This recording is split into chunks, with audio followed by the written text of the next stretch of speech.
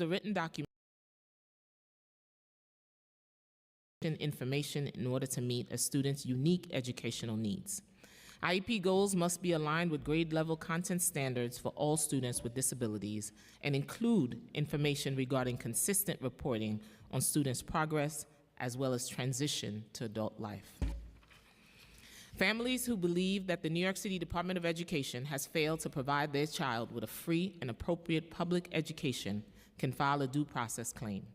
These claims may lead to several outcomes, including non-monetary settlements, such as corrective actions like program placement or service provision or monetary settlements, including reimbursement for non-public school tuition or services per state education law.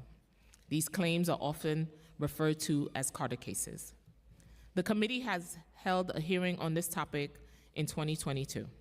At the time, during the 2021-2022 school year, 13,800 public school students in kindergarten to 12th grade did not receive their IEP recommendations for related services such as speech therapy, physical therapy, occupational therapy, or counseling. And 9,800 preschoolers with disabilities did not even receive one of their mandated special education services. While it appears that there has been some improvement in the delivery of services to students with IEPs, since thousands are missing out on the support they need to learn and thrive, as the cost of due process claims has dramatically risen. Students with disabilities, a large and growing portion of public school students' population, are among the most vulnerable students in the system. Yet, the city continues to fail them.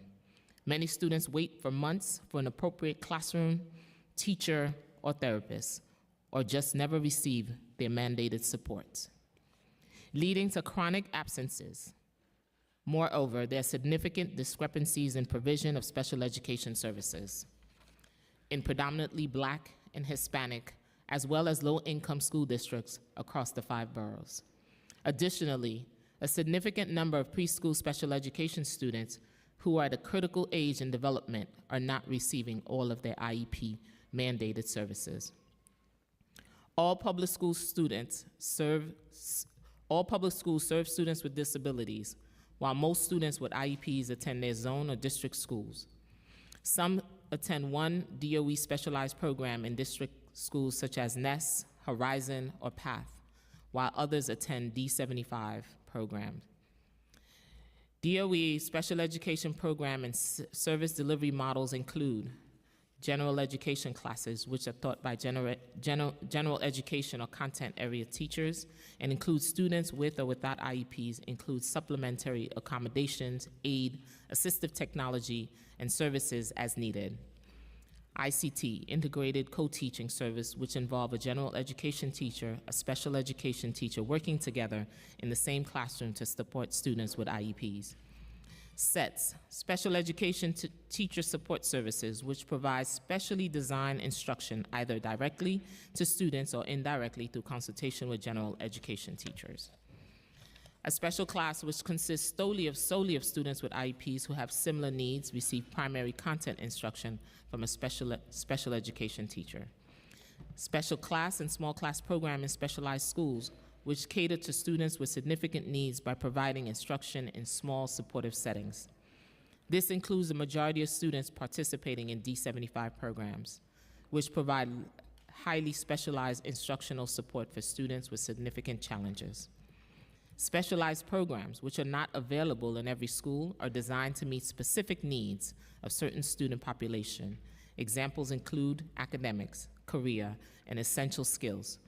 Program for students with significant disabilities, the Autism Spectrum Disorder Horizon and NEST programs, which also provide small group setting or reduced class size, ICT setting, and a strong social communication program with for students with autism, and the bilingual special education program for students requiring instruction in language other than English.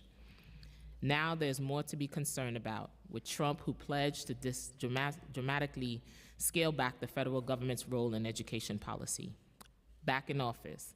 As a result, students with disabilities could be at risk in their access to free and appropriate public education in response. The city must shore up its resource and figure out how to meet the great needs as executive orders sow chaos and confusion. At today's hearing, the committee is seeking to understand the landscape of special education at DOE. This includes data related to the number of students with IEPs receiving their mandated services by race, ethnicity, gender, school district, income level, and related disparities. This also includes information related to DOE's effort to ensure 100% students who require special education services receive them. More specifically, this means addressing chronic absenteeism through appropriate transportation services and increasing the number of faculty, counselors, therapists, psychiatrists that works with students with IEPs. We also hope to hear recommendations for improvement from students, parents, educators, and other stakeholders here today. Thank you to the members of the Education Committee who have joined us today. I would also like to thank committee staff Nadia Jean-Francois, Chloe Rivera, Giovanni Piquant, Grace Amato for their work on today's hearing. I also want to acknowledge my other colleagues, Councilmember Shulman, Councilmember Sanchez, Councilmember Brooke Powers, Councilmember Narcisse, Councilmember Dinowitz,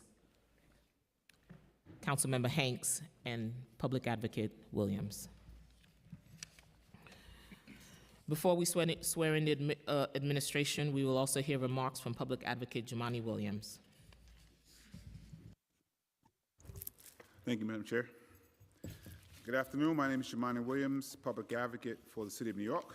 I should say still Public Advocate. I'd like to thank Chair Joseph and the members of the Committee on Education for holding this important hearing.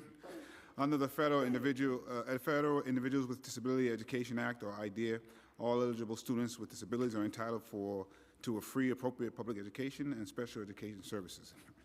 This includes providing services to students who do not attend public schools and instead attend private or religious schools or are homeschooled.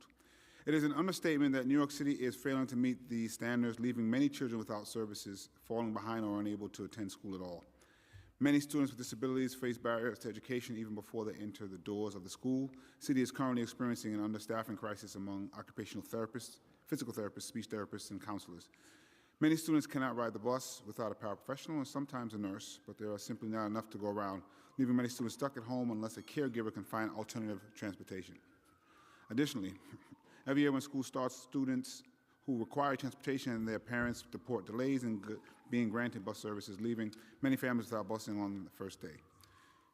Just before the beginning of the school year, many parents of special education students in non-public schools received notice that their student services would not be provided due to a little-known and previously unenforced application deadline of June 1st. This requirement affects about 3,500 families and left many families paying out of pocket for services or unable to send their kids to school at all. In December, the Department of Education sent a letter to parents who had missed the deadline that said children could begin receiving services, but only if parents waived their rights to sue DOE. The waiver reportedly was vaguely worded, did not describe what services students were to receive, and would disallow parents from suing the DOE for the rest of the school year if, for example, students' IEPs were not followed. This is deeply concerning, and it's particularly troubling that it took 3 months for the DOE to offer legally mandated services to students with disabilities, causing many to fall behind. Many families pull their disabled students from the public school education system and enroll them in private schools, then sue the city for reimbursement. Last year, the city spent a record-breaking $1.35 billion to cover the cost of private schools and programs for students and disabilities who were not being adequately served in their schools. Parents are entitled to do this under federal and state law, but many low-income families and disabled students who cannot afford to front private school tuition and hire lawyers are often forced to continue attending their local public school, even if their student is not receiving the support services that they need. By not serving every student they can in their local public schools, the city has effectively created a two-tiered system of education where wealthy families can secure the education their kids need, and poorer students fall farther and farther behind. I have to point out, as the cost of that education, that first-tier education in the private schools goes up, that's less money that goes into the education system to fix some of the problems I spoke about. Until the city meaningfully prioritizes education of all students, regardless of disability status, we'll continue to spend those large amounts of money on educating students in public schools, money that, as I mentioned, can be used to transform our school system into one that is welcoming, diverse, inclusive, and supportive for all students. How we fund our schools is reflective of our values, and there's a lot of work to be done before we can say that New York City Public Schools welcomes and values students with disabilities. I want to thank you as a public school baby myself from preschool to masters. It is a great place to get an education with many issues that we have to address, and we need all the money to be able to do that, so hopefully we can figure out how to fix this problem. Thank you.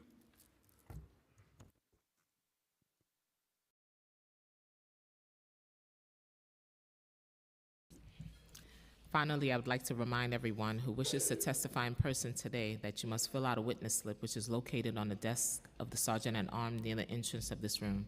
Please fill out the slip, even if you're already registered in advance, that you'll be testifying in person. Also note that we will not be voting on any legislation today. To allow as many people as possible to testify, testimonies will be limited to 3 minutes per person, whether you're testifying in person or on Zoom. I'm also going to ask my colleagues to limit their questions and comments to 5 minutes. Witnesses who are here in person will testify before those who are signed into Zoom webinar. I will now turn it over to Committee Counsel Nadia Jean-Francois to administer the oath. Good afternoon. In accordance with the rules of the council, I will administer the affirmation to the witnesses from the mayoral administration.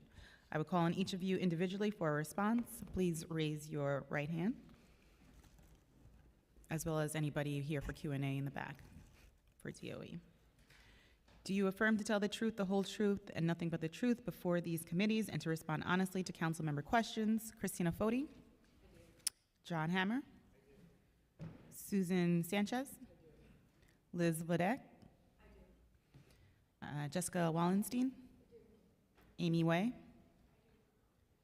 Mia Gurley? Peter Ianello? Andy Corso. Thank you. You may begin your testimony. I was going to recognize. One moment. One moment. I'd like to acknowledge Council Member Stevens, Hanif, and Lee. You may begin. You may begin.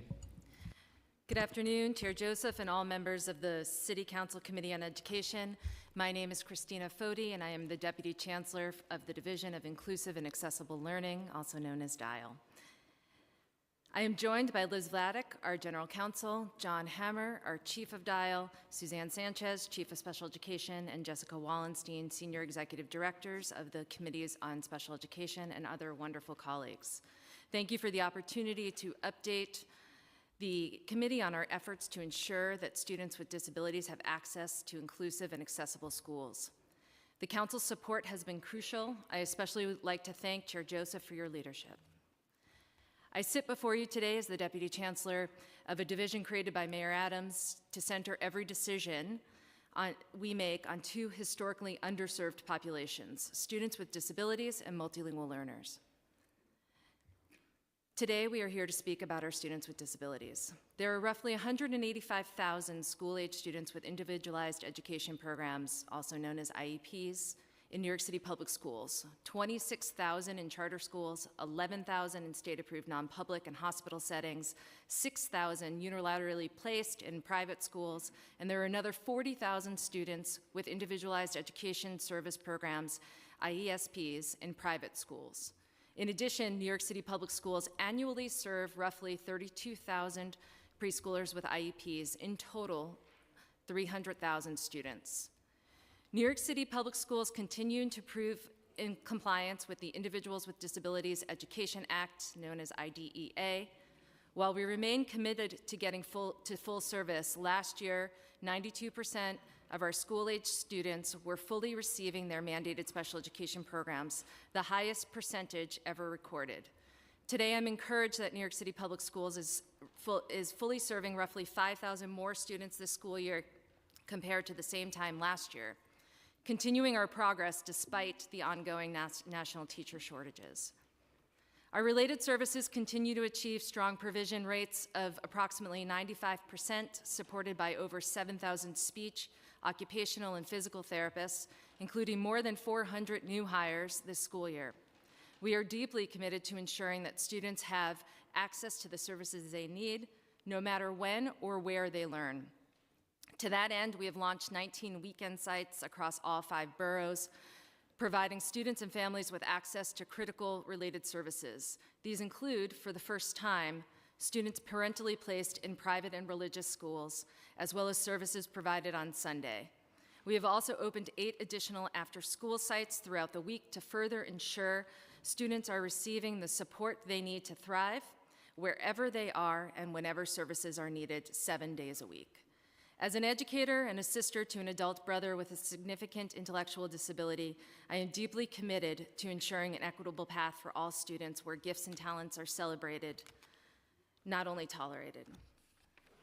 My journey in education began as a middle school teacher where I taught students who illuminated the systemic challenges that disproportionately impact Black and brown boys, particularly those grappling with trauma or mental health challenges. I vividly remember my students taking a mandated exam that required them to write about the impact of Brown versus Board of Education, even as their lived experiences reflected continued inequities, placed in special classes far removed from their communities in separate programs. This administration has taken a major step to learn from the past. Initiatives like New York City Reads are transformative, providing all students with the tools they need to read, a foundational step toward inclusion. For all of my middle schoolers, literacy was the key to accessing inclusive classrooms and high school programs. I'm a firm believer in investing in programs that are proven to be effective, which is why this administration supported the launch of autism programs for rising kindergarteners in 3 school districts this year. While District 75 continues to face steep challenges on their journey towards a diploma, specialized programs have provided an alternate pathway with far better results. I'm proud to report that Nest and Horizon autism programs, which are hosted by district schools and include pre-service professional learning for all staff members, have more than a 95% 4-year graduation rate, resulting in long wait lists for families seeking access. In response to these demands, this fall, the administration invested in 36 new autism programs, including 3 Nest, 9 Horizon, and 24 AIMS programs for entering kindergarten students in districts 5, 12, and 14. In this pilot, each kindergartner identified as autistic was guaranteed access to a high-quality autism program close to their home. As a result of this work, we are seeing unprecedented outcomes, including increased access to district schools from 44% in 2023 to 81% in 2024. Shorter average travel distances from 2.7 miles in 2023 to 1.5 miles in 2024. And independence among students is on the rise, with 15% of the pilot districts relying on one-to-one paraprofessionals compared to 28% in the rest of our schools. Today, I'm proud to testify that 93% of students placed in these new programs are Black or Hispanic. Students in Harlem, Williamsburg, and Crotona Park who would otherwise need to travel outside of their communities into segregated programs are thriving in their local public schools and learning alongside their siblings and their neighbors. Furthermore, the whole school training approach means that staff throughout the building are taught an inclusive approaches to teaching and learning, an impact that is felt far beyond the specialized program. Unfortunately, while these programs have demonstrated exceptional outcomes, they faced persistent funding challenges. For decades, resources have flowed to mandated programs such as District 75 and Due Process rather to innovative solutions like Nest, Horizon, and AIMS. We need to be able to keep investing in these impactful solutions as well. Special education litigation remains one of the greatest barriers to securing funding for innovation, with due process cases and settlement claims costing $1.35 billion for private school tuition and services during the 23-24 school year. While the majority of students in District 75 are of color, over 60% of the students associated with legal claims identify as white, compared to the 16% in our public schools. Herein lies another deeply rooted source of inequality. When innovative programs do not exist in communities of color, students are sent to separate schools outside of their own neighborhoods. One might believe that escalating due process costs are an indicator that our programs aren't strong. But in truth, parents are banging down our doors to secure placement in our specialized programs. This school year, as a result of the autism pilot, we were able to place 737 rising kindergarteners into Nest, Horizon, and AIMS programs, an achievement that underscores the strength and value of these models. However, the need remains immense, with over 3,300 current kindergartner, first, and second grade students hoping to be offered one of these options. Expanding these programs across the city is not just necessary, it's critical to our mission of creating equitable, inclusive, and competitive schools. This administration has demonstrated that with the right resources, we can reduce due process complaints.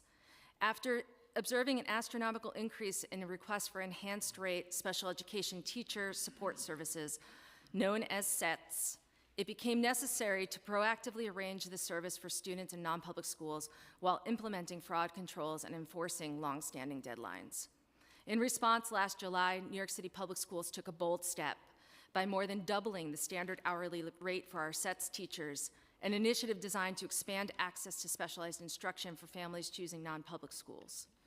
Additionally, we have hired nearly 24 itinerant special education teachers to deliver SETS directly in these schools. The committees on special education have conducted an extensive outreach to assign both New York City Public Schools and independent special education teachers to support our students with IEPs. These targeted efforts have ensured that every student in need of services is actively engaged, whether through an independent SETS teacher, a New York City Public School teacher, or our expanded after-school and weekend programs. These milestones mark a significant advancement in providing equitable, high-quality support while reaffirming our commitment to meeting the needs of our diverse needs of our learners across the city. Proactive measures to arrange services for students with IEPs have led to 10,000 fewer due process complaints as of December 2024, a 50% reduction in due process complaints from last year thus far. Access to high-quality supports and services in preschool is also critical, laying the foundation for academic success and shaping future outcomes. While this administration, as well as the one prior, has made much-needed investments to support our 3- and 4-year-olds, we have work to do to achieve the systemic reforms required. Today, preschool expansion requires securing funding and layers of approval to open preschool special education classes. This process makes it difficult for us to nimbly respond to immediate needs or ensure students have the access to supportive programs near their homes. This is counter to our school-age program, where superintendents can address capacity issues more flexibly. We are encouraged that the New York State Education Department is gathering information to inform a tuition redesign, and we are committed to working with NYSED to develop initiatives that will empower New York City Public Schools to implement a more inclusive preschool special education system. Despite these challenges, I am proud of the work of my team in partnership with the Division of Early Childhood. Thanks to a $55 million investment by this administration and City Council, we successfully opened 456 preschool special education seats in the fall, and now we're working to create 284 additional seats. While we strive to achieve so much more for the students in our city, our team remains steadfast in this commitment to closing critical gaps. I believe strong stakeholder engagement, and it is essential as we guide our work. The Special Education Advisory Council has been invaluable in shaping our goals for the Division of Inclusive and Accessible Learning. Despite the challenges ahead, our students, our teachers, families continue to do incredible things, ensuring that New York City Public Schools are the best place for students with disabilities in New York State and arguably the country. Our students with IEPs in New York City outperform the rest of the state in the grade 3 to 8 ELA exam, despite the fact that our schools serve 25% more low-income students. This is a testament to the strength and dedication of our schools. As we foster more inclusive school cultures, we're also extending supports to students with autism beyond the classroom. Through targeted autism training, over 7,000 school staff, bus drivers, and even NYPD recruits have gained the skills to support individuals with autism, helping to create more inclusive environments both in school and in the community. But our work doesn't stop there. DIAL has launched several innovative research-based initiatives, including providing accessible equipment like wheelchairs to new students through our Office of Related Services, ensuring that they can physically attend school. The Beyond Access series, with nearly 2,000 families participating in virtual sessions, offering guidance and training on special education topics. This year, we included parents as presenters to center their lived experiences. Free sensory gyms at 80 locations through our SEED program give families access to no-cost alternatives to services that are often require out-of-pocket expenses. Expanding literacy by offering Read and Write, an accessibility tool with features like text-to-speech and word prediction to every New York City public school student. Creating student-led disability pride, affinity, inclusion clubs across the city, helping shift mindsets and highlight the experience of our people with disabilities. By continuing to invest in successful specialized programs, we're driving whole school reform that can be replicated in districts across the country. These programs are improving outcomes for our students, our staff, and administrators in specialized schools, and they are laying the groundwork for broader systemic change. As a member of Chancellor Aviles Ramos's cabinet, I can affirm our team's strong commitment alongside the Adams administration to serving all students, especially those with disabilities and newcomers. This dedication is reflected in our progress in the creation of a division focused on inclusive and accessible learning. I'm grateful for the opportunity to serve and for the incredible team in the Special Education Office who will keep working to improve our students' and families' experiences.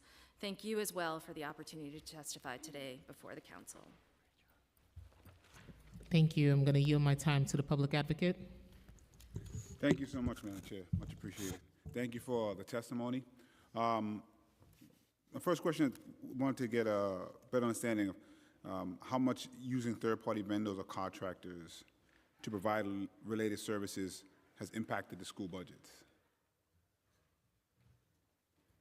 And if there's a cost difference between using the vendors outside of the DOE to provide the mandated related services. Okay. Is that the 1.5 billion or is it more? So let's thank you, Public Advocate. Let's begin by starting with preschool. And so Jessica Wallenstein, if you can start there. So approximately 31 million is allocated to related service contracts just for preschool students. For K-12, we have approximately 120 million in contracts for related services. Now that's on top of the 1.5 million for the Carter cases, right? Yeah, it's a different funding stream, different budget. Okay. How much funding for new special education programs will be sustained through current city and state budgets?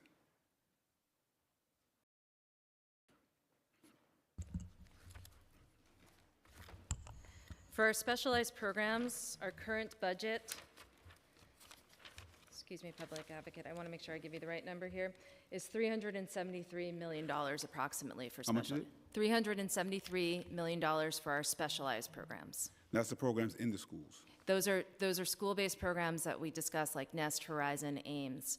The District 75 budget is approximately $1.6 billion. And that's also for the programs in the schools. That's just District 75.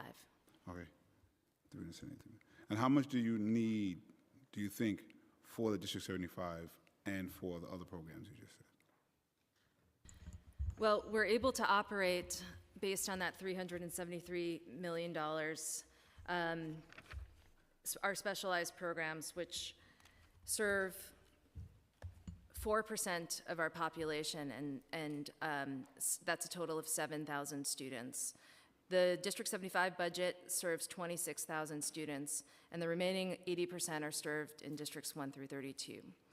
If we are going to continue to expand our specialized programs, we need to make sure that we have the funding up front to be able to expand the programs that our parents are waiting for. We currently have, as I said in my testimony, over 3,300 families that have put applications in for specialized programs, and that's where we're seeing our 95% four-year graduation rate. Do you have a cost of how much that would be to serve everyone?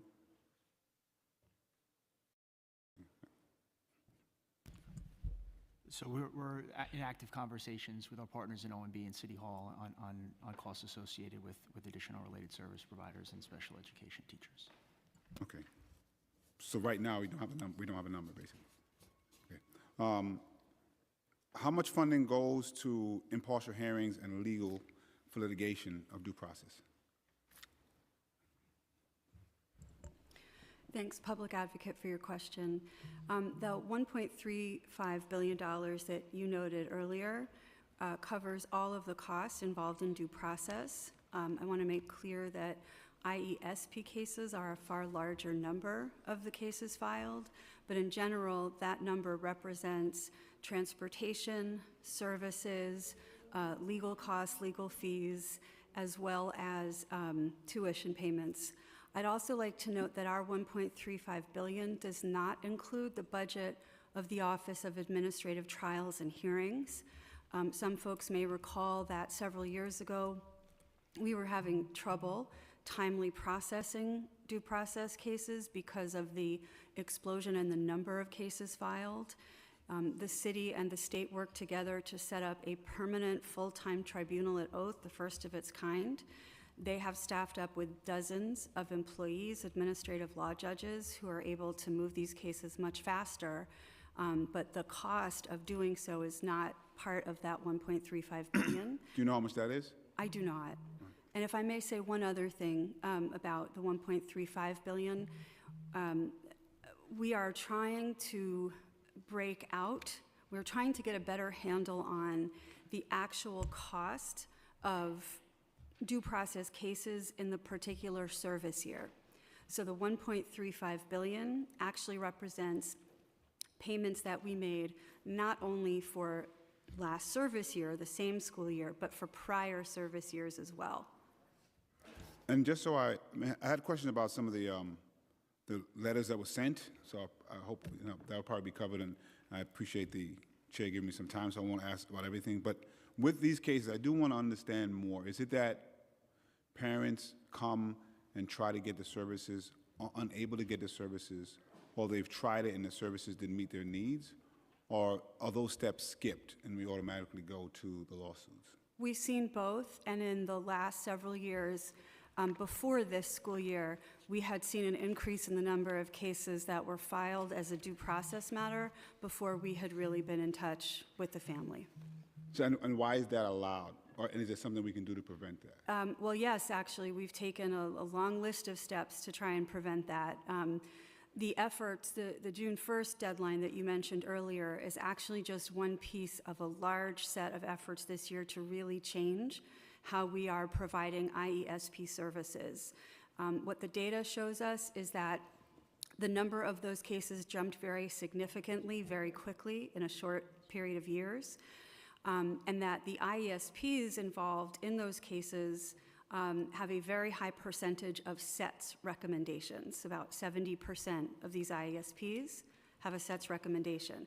Now, unlike occupational therapists, speech or physical therapists, the providers of SETS are not licensed professionals who may work on an hourly basis. They're teachers who are licensed professionals. But my point is, there's not a big pool of itinerant special education teachers kind of hanging out and looking for hourly work.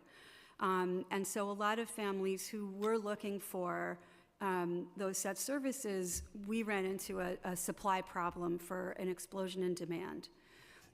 What we've done this year, unfortunately, some of that demand we think was sort of manufactured and has caused some of the problems that families have had to struggle with. However, in addition to a long list of other steps we've taken, which I won't bore you with now, but I'm happy to discuss, we prioritize direct engagement with families this year seeking IESP services. We've made thousands of calls, emails, efforts directly to speak to families, either to directly arrange for their services or to ensure that they have a voucher that they can use to find a provider. And as Deputy Chancellor Foti said, we significantly increased the value of the P4 voucher. And our understanding is that it's become much easier to find providers who will accept that voucher. I just wanted to, if Public Advocate, if I may, I just wanted to step back and just do a little bit of a high-level landscape of this $1.35 billion question you're asking. So in the due process system, right, just to reiterate, there are two different types of cases. There are the Carter cases, Carter and Connor, which are tuition. The example is, my child has autism, New York City Public School, I don't think that you can serve him well. I am going to go ahead and unilaterally place them in a private school, which a parent has every right to do if in fact we cannot offer that. And then the other bucket of this funding goes to what Liz is saying, our services for private and religious schools, where a family says, my child has a hearing impairment, and I want him to attend this Catholic school, and I need these services from the New York City Public Schools. Now, for that group of families, just to start there, the June 1st deadline has always existed. This year, we were required to enforce the June 1st deadline. We did a lot of communicating, but not everybody got the message. 18,000 families got the message we received. About 3,000 did not. By law, those families that did not get the message are not entitled to services. Now, as people who wake up every day, desperate to provide services to children, we wanted to figure out a way to still get those families service. Because none of us could live with the idea of families going without because they missed a deadline that for the first time this year was being enforced. We get it, not everybody got the message, and that we understand that reality.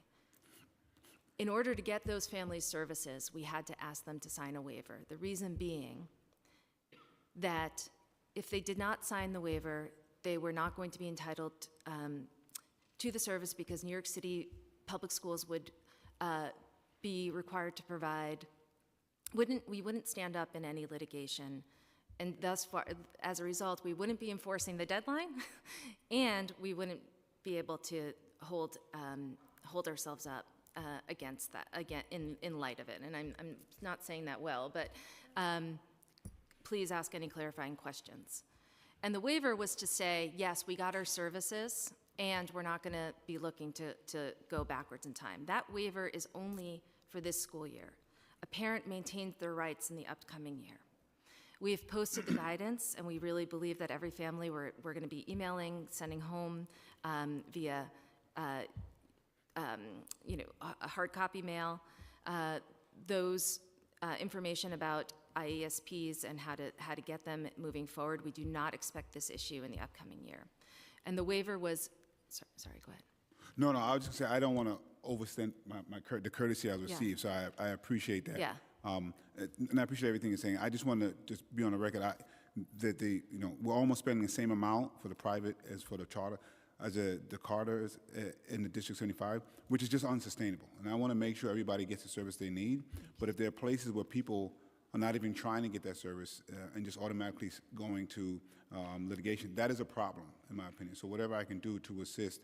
There's a lot of great programs in the schools. We definitely need more. We won't get that more without the money. So I know the sensitivities here, but we have to, this is something I was trying to deal with when I was a council member. Sensitivities prevented it, but we just have to kind of just get to it because we're just taking money from our public schools and giving it to private schools and private services. That is literally unsustainable, particularly for communities that just can't afford to do it. So I want to find a way to work on that as much as possible. Thank you, Madam Chair, for the courtesy. I appreciate it. Thank you, Public Advocate. Can I continue in the same line of questioning with the Public Advocate around the decision to stop services as of June 1st? So can you explain the decision-making process last year when the administration decided to enforce a June 1st deadline that has not been enforced in previous year? Who specifically signed off on this decision and from start to finish? Can you walk us through that process? Thank you, Chairperson Joseph. I'm very glad to have a chance to discuss the process. For a number of years, both the U.S. DOE and the New York State Education Department have been very, very dismayed by the exponential growth in due process filings. To just give ourselves a baseline, there were around 6,000 total due process cases filed in 2014. That number actually went down for a few years, and then it began to rise sharply. Last year, there were more than 26,000 due process complaints filed. Of those, more than 18,000 were seeking IESP services. And I must apologize that I didn't state front and center this critical point. Of course, any family is entitled to seek any education for their child that they want. We would never quarrel with that. But I must take exception to the idea that in IESP cases, we have somehow failed the student or the family. These are cases where we were never asked to provide FAPE. Carter cases, that smaller percentage of the 26,000, those cases, the legal posture of those cases is that the family at least says they wanted a public school education, and we failed to provide it. IESP cases are where the family has decided, the legal term is parental placement, they're not seeking a public education, and our obligation to support and provide for the services that their students may need is actually capped by the IDEA. There's a recognition that there's a differentiation in the responsibilities of a school district to public school students versus to families who have chosen not to pursue the public education option. State law was amended about 15 years ago to expand those rights for individual students, IESP rights, to say that the law is actually not explicit. We are hoping at some point to have a chance to look at the legislation, but as it's been interpreted, saying to us sort of the sky's the limit for what IESP kids may need. The law did nothing, the state law did nothing to clarify, well, how do you relate that right over to the IDEA's statutory scheme? And in fact, what the state has been converging on and what they announced in May of this year was that due process filings where the only issue was, to the public advocate's point, that DOE has, quote, not offered a provider. And so really the only issue is the parent is saying, I want the DOE to have to pay the rate that I found for the provider that I found. So these are enhanced rates cases.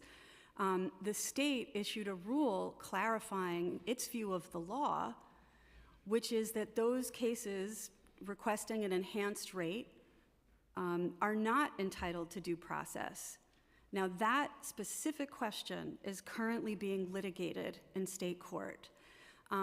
We undertook a number of steps to be responsive to this broad, range of concerns, including US DOE's sort of questioning continued funding and the amounts of funding. So we really were given we and the state were given a small window to take, strong action. Understanding that due process wouldn't be available for many of these claims, we very quickly moved to set up an administrative unit in my team called the Enhanced Rates Equitable Services, or ERIS unit, so that if families were in the position where we had not offered a provider and the one they found was charging far more than a market rate, $200 an hour, $300 an hour, we could conduct an expedited administrative review for whether we thought that amount was justified.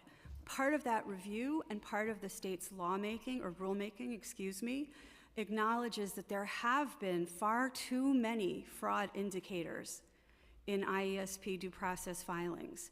And so one of our threshold requirements to use the ERIS process is we must have a signed notarized affidavit from a parent or guardian. We must have some demonstration that the family is actually aware of the pursuit of this claim. Far too many cases where they're not. What I'm very pleased to say is that in all of the ERIS filings we've received, and it's been a smaller number than we expected, I shouldn't say all, in a very high percentage, once we have conducted the review, we have been able to say, in tandem with the efforts by the CSEs we've described, listen, I'm sorry, we're not going to grant this enhanced rate of $200, $300 an hour because we already have made you an offer We have offered an itinerant teacher. We've been ready to send them to your schools. We've given you a P4 voucher, and the amount of money, the uptake of those vouchers is much, much better than it was. So we sort of question if you can find a provider, right? So all of these steps, I mean, I think you can all recognize, like standing up a totally new unit and process in 2 months. All of the things that I'm describing were processes that moved incredibly quickly. And one of the elements of that process was the state saying to us, listen, you cannot be inconsistent anymore about the June 1st deadline. That deadline has been on the books for years. It is the only way in which state law limits, this expansion of state law puts a limit on a school district's financial obligations, with the idea being that if we don't know how many kids we have to pay for service, provide services for in the coming year, it's very hard for us to budget, it's very hard for us to plan, it's very hard for us to ensure we have an adequate range of providers available to our own schools as well as to private schools. So the rule is there, the law is there for a reason.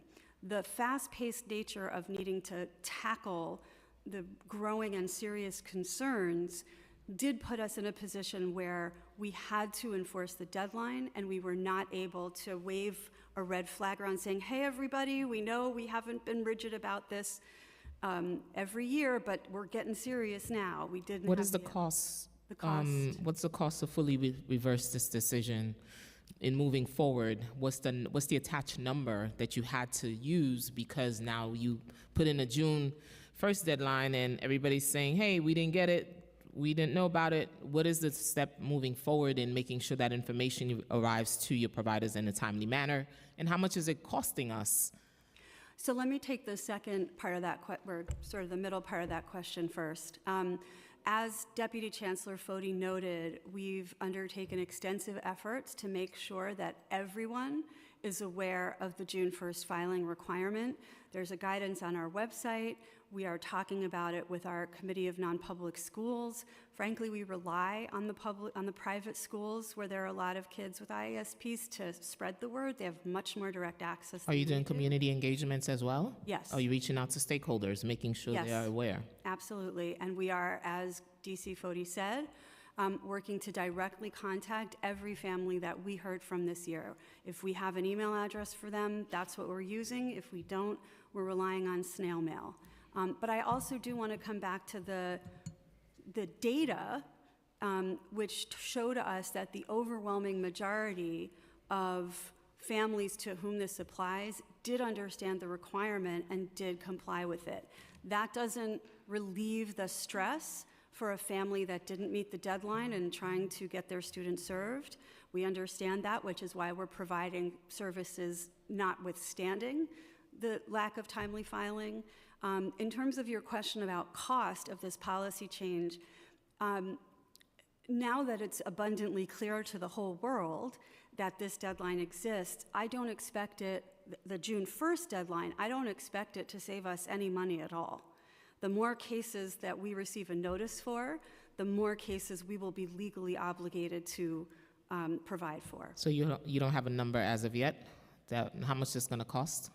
I'm sure it's going to cost us. Well, the problem is it depends so much on the number of cases filed each year or the number of families seeking services each year and the cost of those services. Has any new needs been sent to OMB? We've been working closely with OMB for over a year. We've kept them very read into this process.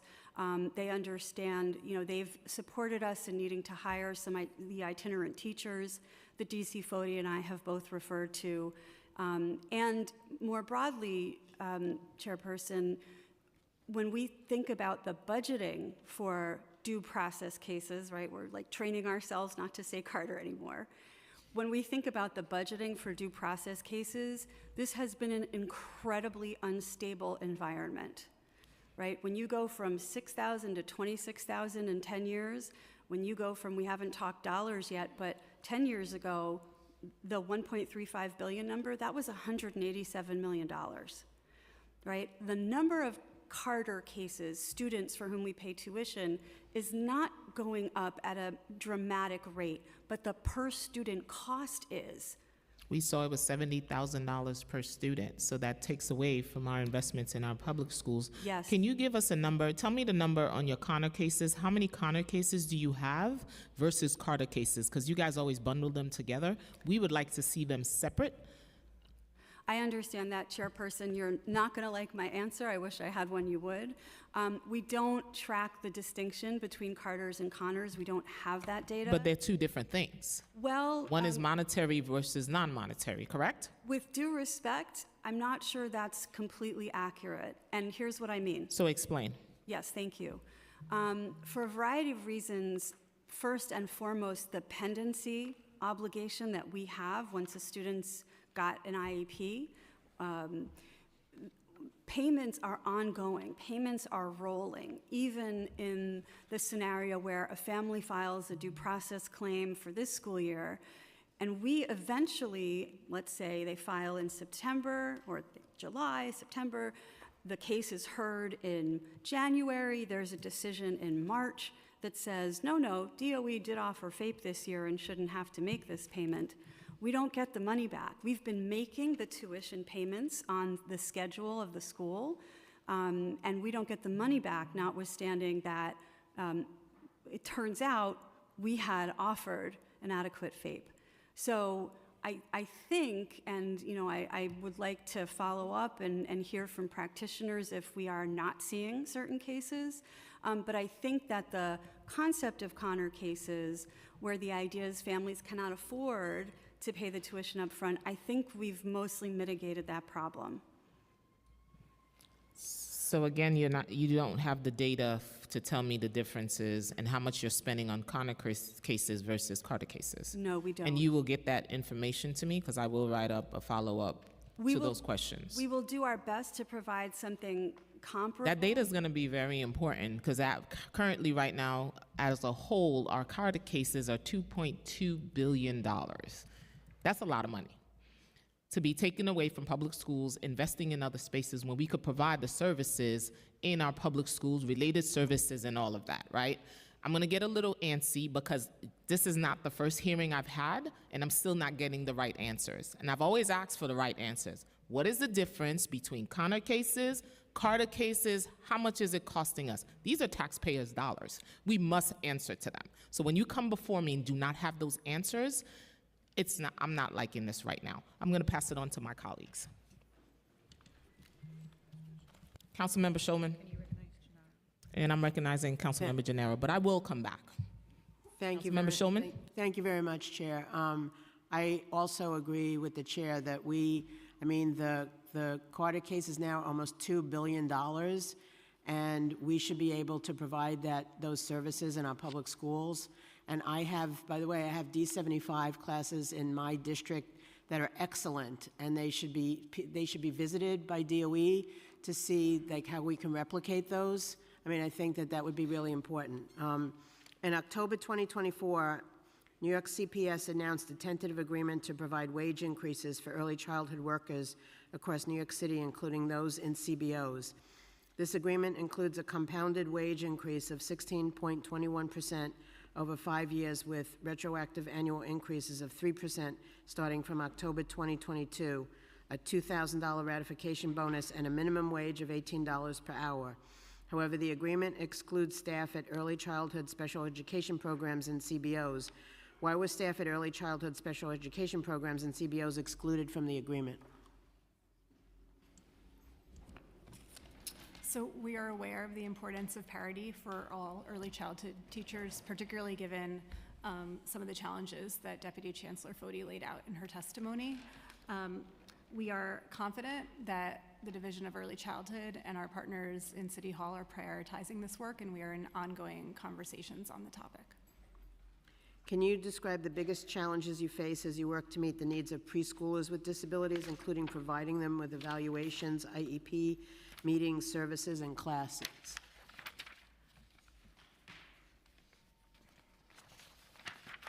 So our preschool students with disabilities face a number of different challenges. Despite recent investments, and I do want to recognize the 16 million baselined in the budget this year for our CPSC administrators and our related service preschool itinerant team, which were previously funded by stimulus, as well as the $55 million investment for additional preschool classes, we still have a lot of work to do. I would say the challenges begin when preschool students their families first make those referrals, and then they have to get evaluations. And due to state law, families have the right to choose their evaluator, but we know that for many families, this actually feels like a burden. And as much as we do our best to do outreach to these families and support them, we know many are waiting a long time for evaluations. About 90% of our evaluations are conducted by contracted evaluators, over which DOE has very limited oversight and control. Also, these contracted evaluators are not part of the state's tuition redesign that is currently being worked on by State Ed now, so their reimbursement rates are not necessarily slated to increase. So while we need a lot more evaluators, we have limited control in getting them there. We do have small teams of in-house evaluators who do phenomenal work, but again, they're just serving under 10% of the preschoolers. Go ahead, I'm sorry, finish. After students are evaluated, they then go on to the stage of having their IEP meeting. Our CPSC administrators conduct those IEP meetings, but their caseloads are about 350 students.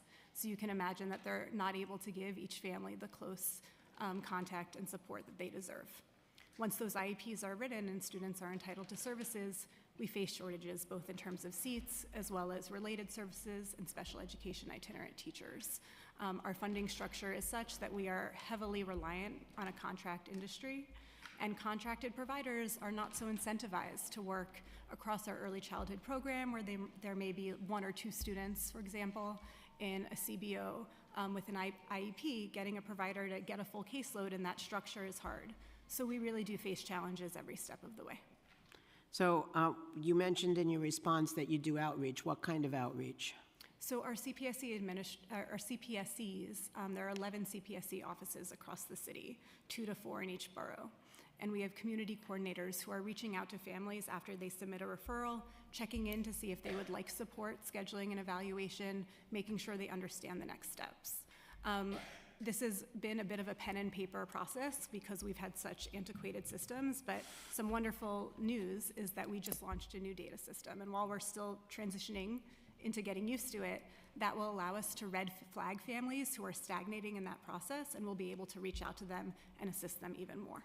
Okay, one last question that I have, which is not related to this, but there are a lot of people out here who do a lot of great work for our kids in our city, but they're not getting paid on time. So what's being done to make sure that they get their payments?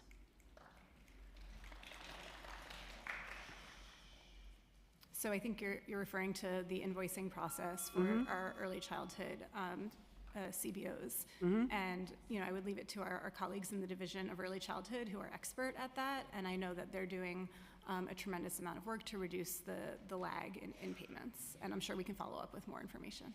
All right, I mean, you're talking about months of time and costing people thousands upon thousands of dollars, and it's very hard for them to continue to take care of our kids when they don't have the resources to do that. Thank you, Chair. Thank you, Councilmember. To meet the IEP mandates for all preschoolers, how many related services providers would you need to hire?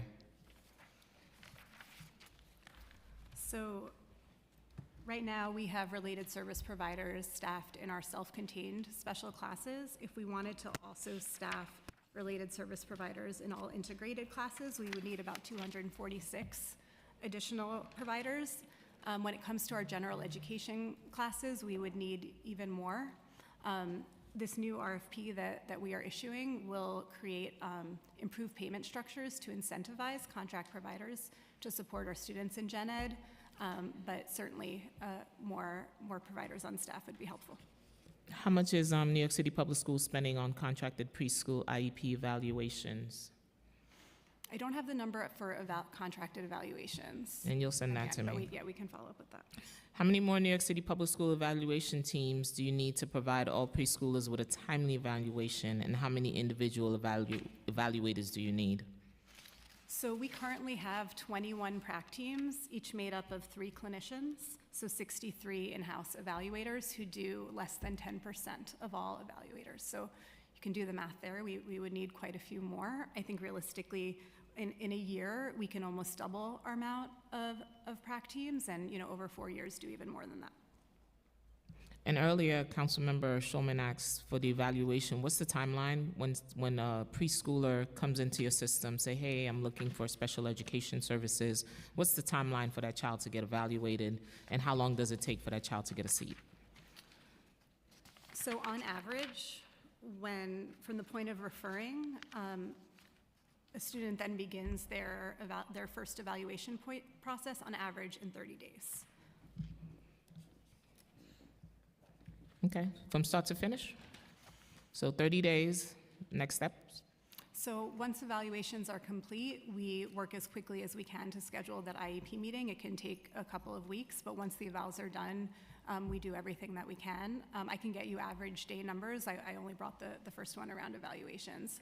And then we do our very best to ensure services are in place within our 60-day compliance timeframe. And how many committee on preschool special education staff do you need to process referrals, hold timely IEP meeting, and arrange for services? Sort of a follow-up from what I said before. Mm-hmm. We currently have 132 CPSC administrators supporting all 32,000 preschool students with IEPs across the city. This again amounts to about 350 students per CPSC administrator. To make a significant improvement in thinking about the realities of hiring, we would need about 50 more. You need 50 more, 300. Wow, that's a huge caseload. And what's the plan to staff up? We are constantly assessing these needs and in close partnership with our city partners. And, I have to thank you, Chair Joseph, for how much you have prioritized this work. And, we look forward to continuing to work with council. Is there a pipeline with higher education institutions to try and fill those gaps? When it comes to CPSC administrators, our barrier has not been the workforce. I would say when it comes to special education teachers to staff the newly funded, self-contained, and integrated classes, we absolutely do need to think about our pipeline and are working closely with our Office of Teacher Quality and Recruitment to discuss potential teaching fellow initiatives and also incentives. Thank you. Councilmember Narcisse. Thank you, Chair. This is very important because we're talking about kids that have disabilities. I have a lot of people coming to my district that really overwhelm. I have an autism program that a person that are leading in my community, in my office to provide support, but when they're in the school, that's all under your leadership. So one of the questions that I have, is your curriculum for District 75 is it standard? It's across. All right. No, Councilmember, I'm sorry, I just didn't hear your question. The curriculum. Is it across? Is it across 75 the same, like if I go to every school building?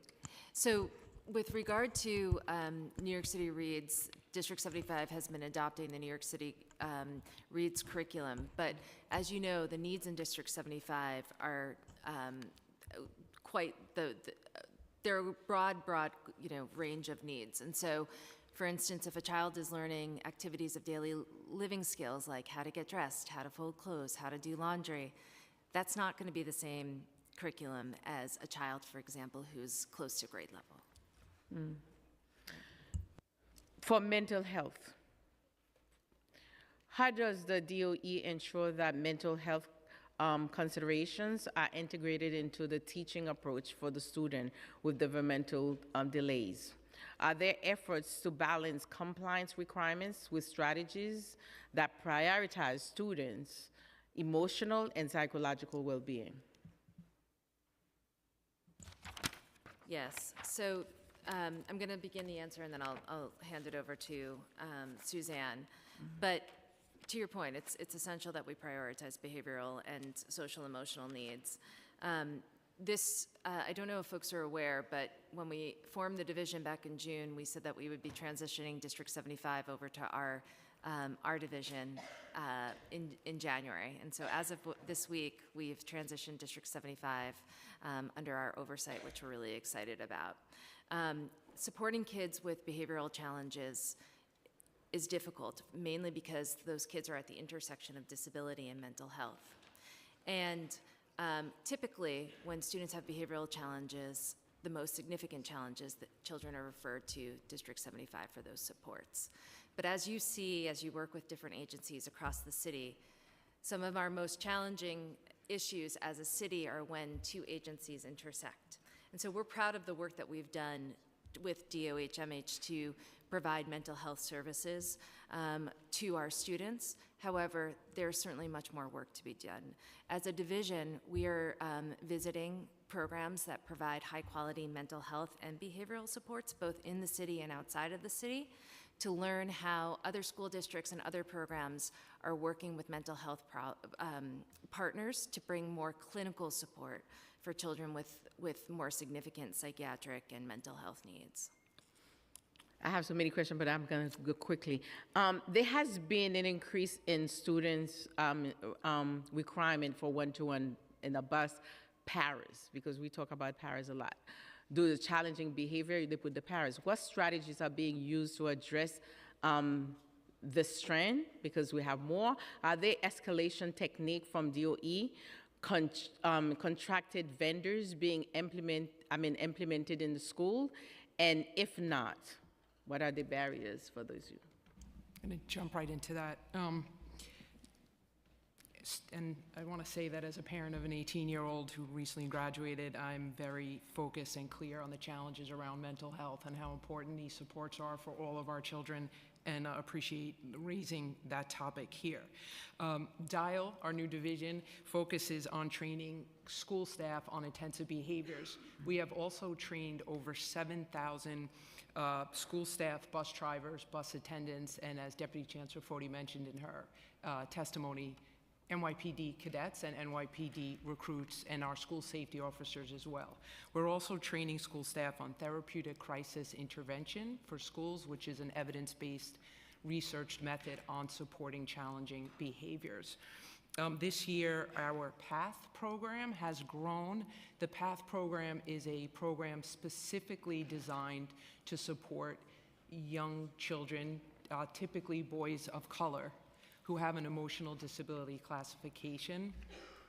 And paraprofessionals, to your initial point, are trained and integrated deeply into that program. I want to quickly share as well our sensory gym program that DC Foti mentioned. These are 80 sensory gym sites across New York City that provide families and students with sensory and social emotional learning behavioral supportive techniques on-site, hands-on, from a dedicated and gifted clinician. These are all parts of our work towards supporting students around mental health, which is incredibly important. And as we know, we can't separate out mental health from learning, and they have to go hand in hand, and we're very focused there. All right. Since my time is over, I'm going to throw in two questions. What policies exist to ensure students have access to outdoor? Because it's very important for their development, right? That I want to know if you have anything there.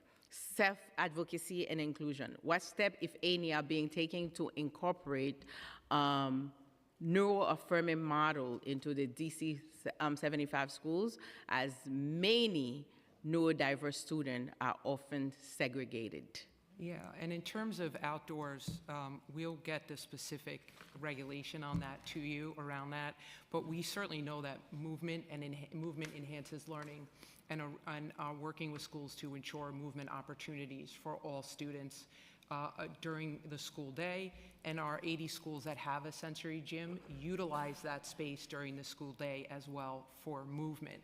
And to your second question before Deputy Chancellor Foti jumps in an initiative this year under DIAL, we have launched an Affinity Inclusive Club groups, and these are for high school and some middle school students to have clubs that are designed to not to accept or welcome students with disabilities, but they are designed for and by students with disabilities alongside their non-disabled peers. And this is creating an increased sense of welcome and an inclusive culture in those school communities. And all my, go ahead. I just wanted to add, you all play such a critical role in outside spaces in schools, particularly around playground redesigns.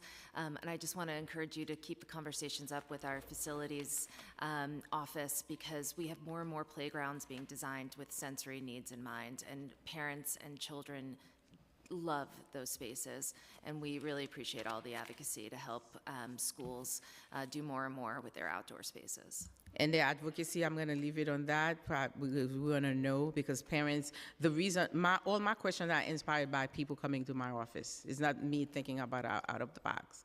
They bring the question and they want to make sure their kids, they want to advocate for their children.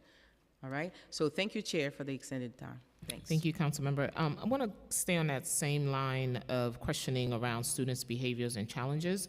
In 2022, the New York Daily News reported on New York City Public Schools' practice of recommending students with emotional disabilities for D75 placements when schools are unable to meet students' behavioral needs, and the poor outcome that occurs when students with primarily emotional disabilities are placed in D75. What systems are in place to ensure that students' behavioral and social emotional needs are being met in New York City Public Schools prior to referrals into D75 schools? Yeah, this is a huge problem that we've paid a lot of attention to, particularly with the disproportionate labeling of Black students as emotionally disabled, as having an emotional disability. You know, the prior term for emotional disability was Thank you. I had a momentary blip. Was emotional disturbance. That was a term that we actively lobbied to change to emotional disability. It was the term that was used for kids in my classroom when I was a middle school teacher. It's a label that nobody ever deserves and therefore requires particular attention. Given the attention that we've given this topic, we saw a 30% decrease of the number of Black students being labeled as having an emotional disability. And we attribute that to a few things. Number one, we've trained our psychologists in anti-bias-based assessment processes.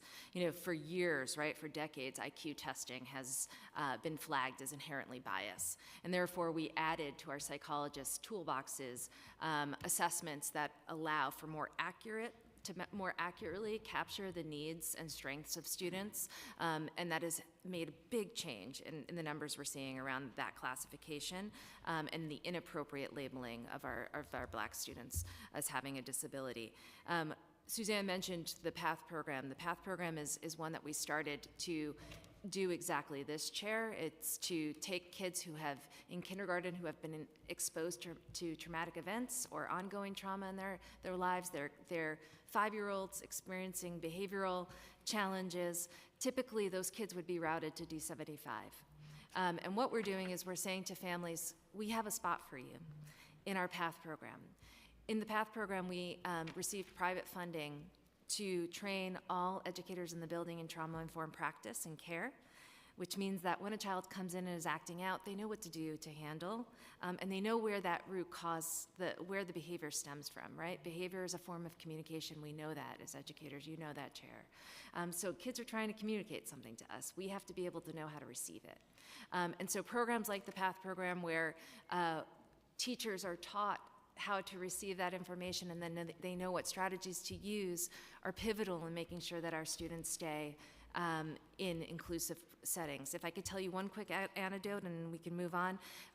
In visiting one of those PATH programs with our former chancellor, he looked at me and said, Christina, what's different about this? I don't see anything different about this inclusive classroom. And I said, well, Chancellor, you're really not supposed to, because the supports are invisible. If we do this right with students, the classroom community operates in a way that nobody is treated as different or separate or differently abled. And there was a child in that classroom who had just immigrated. Her dad crossed the border carrying her in his arms and had to leave mom behind. Speaking a different language, she was sitting there reading a grade level text, smile on her face, representing her happiness to be part of the program. You would have never known she was she has newly arrived.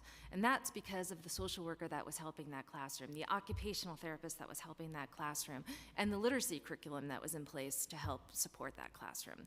So the PATH program is a program. We keep talking about these programs, but it's much more than a program. It's a whole school reform approach, and that is why we are going to continue to pound the pavement for advocacy of investment in these programs. And to your point, we have money. The private versus public school conversation is not, we believe deeply that our private school students deserve equitable services. The problem is, as Liz outlined, the equity scales have tipped. When we talk about paying a teacher $300 for an hour to serve a student in a private setting, that is not equitable to what a child in a public school system is getting. And so the work we're doing, although deeply imperfect in terms of communication this year, every hearing you've asked us to address this problem with our DPCs, our due process complaints, and we are here addressing it. And it's imperfect, and 18,000 families got the message. Those that didn't, we gave vouchers to. And that just, I'm trying to bring us back to the equity scales of, we talk about the PATH program in public schools. How do we fund them? Well, for 10 years now, funding has been running out of the system in inequitable ways. And we're asking that we start moving to more equitable processes with your support. How many PATH programs do you have and how many schools? We have 7, Chair. Thank you. Councilmember Hanks? Thank you, Chair. Thank you so much. Before I get into my questions, I do want to highlight that the D40 79? 75. Very good program. We worked with that in Staten Island in our youth build program. So the PATH is something that works really well in our district. So my question is kind of centered around the individual education plans and how it affects my borough, which, compared to other boroughs, we are seeing a very large amount of young people who are not getting their services, particularly in Staten Island. And we just wanted to know, what can we do to make sure that there's not only equity in the programs in the schools, but also in a borough-by-borough basis. I represent the North Shore, which has a lot of young people and school-age children who have IEPs, and their parents can't get the services, and they don't make the deadlines. This is that's one of the #1 reasons people are calling my office. Can you talk to me a little bit about how we can rectify that and streamline that process? Yeah, I'm happy to jump in here. Thank you for the question.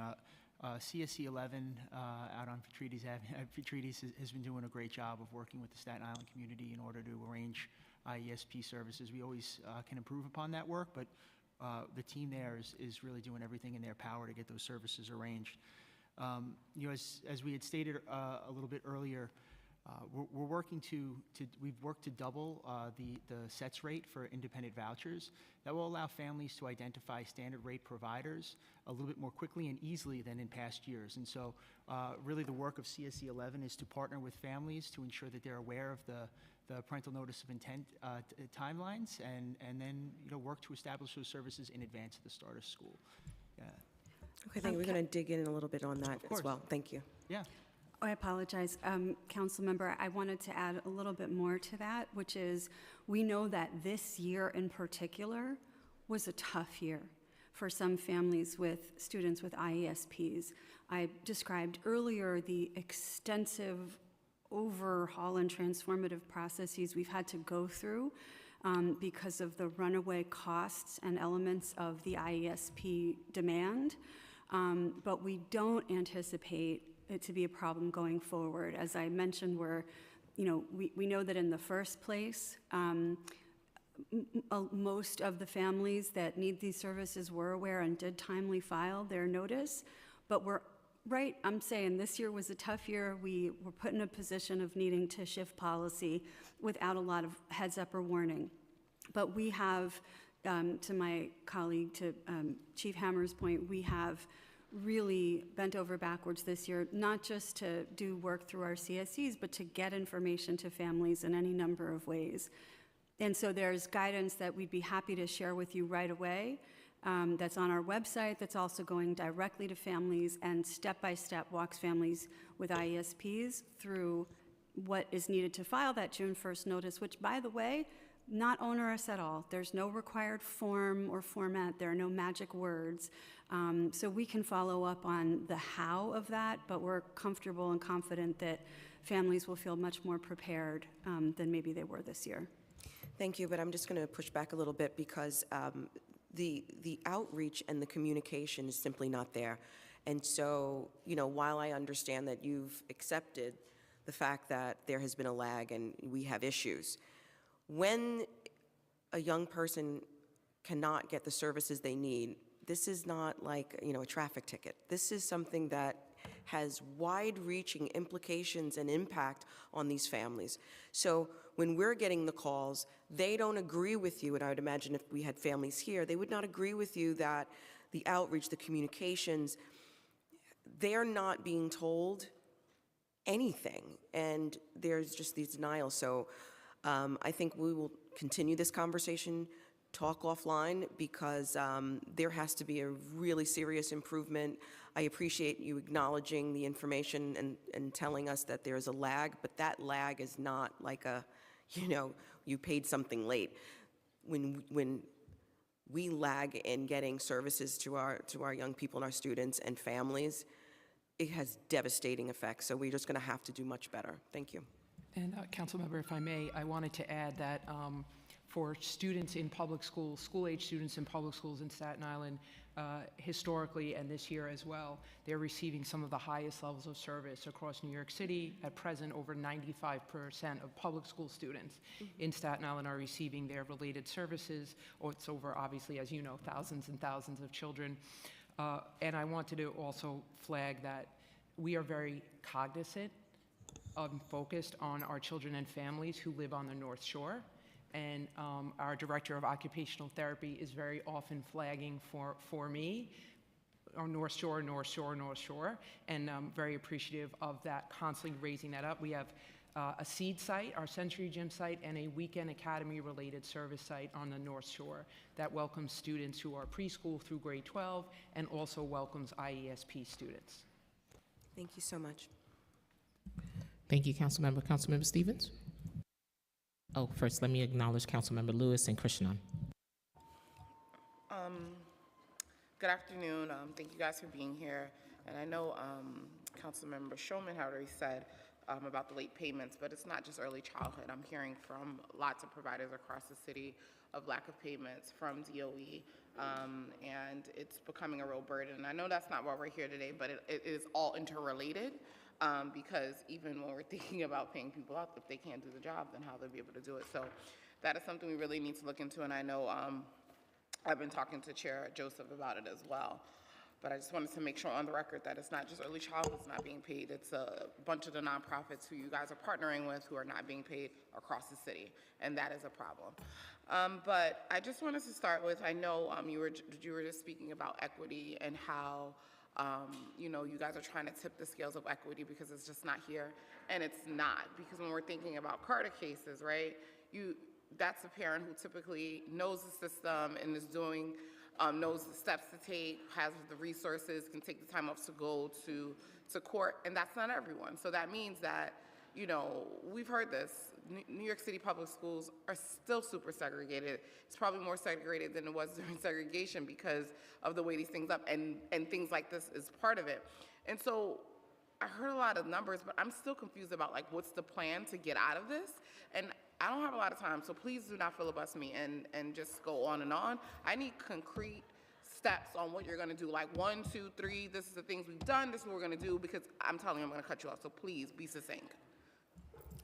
All right.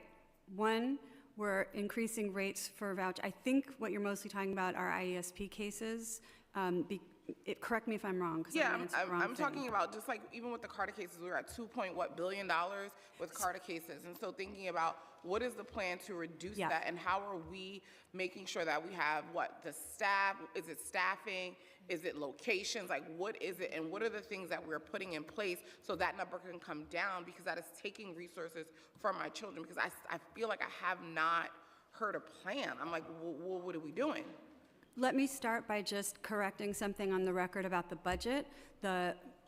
We refer to it as Carter. I want us to stop doing that. The due process budget that has been Okay, great. Whatever you want to refer to it as, I don't care. What are we doing to reduce it? Because it's too expensive. Right, agreed. One, we're taking a look right now at why per student tuition costs in actual Carter cases has gone up very dramatically over the last few years. We need to understand that, and we need to get the hearing officers who hear these cases to start pushing back on the programs. Two, we need to have fewer cases in the system. They take up the time of my attorneys and prevent us from spending all the time. So what are you doing to have fewer cases? Three, the state instituted this rule this year to decrease the number of cases, as DC Foti mentioned. Due process filings are down. We'll have to wait till the end of the year, but we think by at least 30 to 50%. Fewer cases is fewer obligated dollars. We are making unprecedented investments in providing services directly ourselves to ISP students so that we're not paying outside providers hundreds of dollars. What are those direct investments that you're doing to reduce that? Sure. The first two are we have invested in hiring a couple of dozen special education certified teachers who we can dispatch. How many? How many? 23? 20. 20 itinerant teachers. How many do you think you need to get it all the way down? It depends a lot on how the private schools work with us.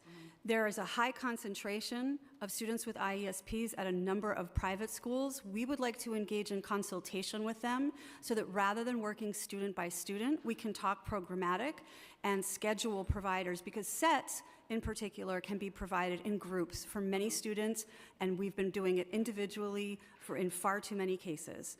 We've also we have opened our after-school and weekend programs to students in private schools for the very first time. These are excellent programs that we're already paying for.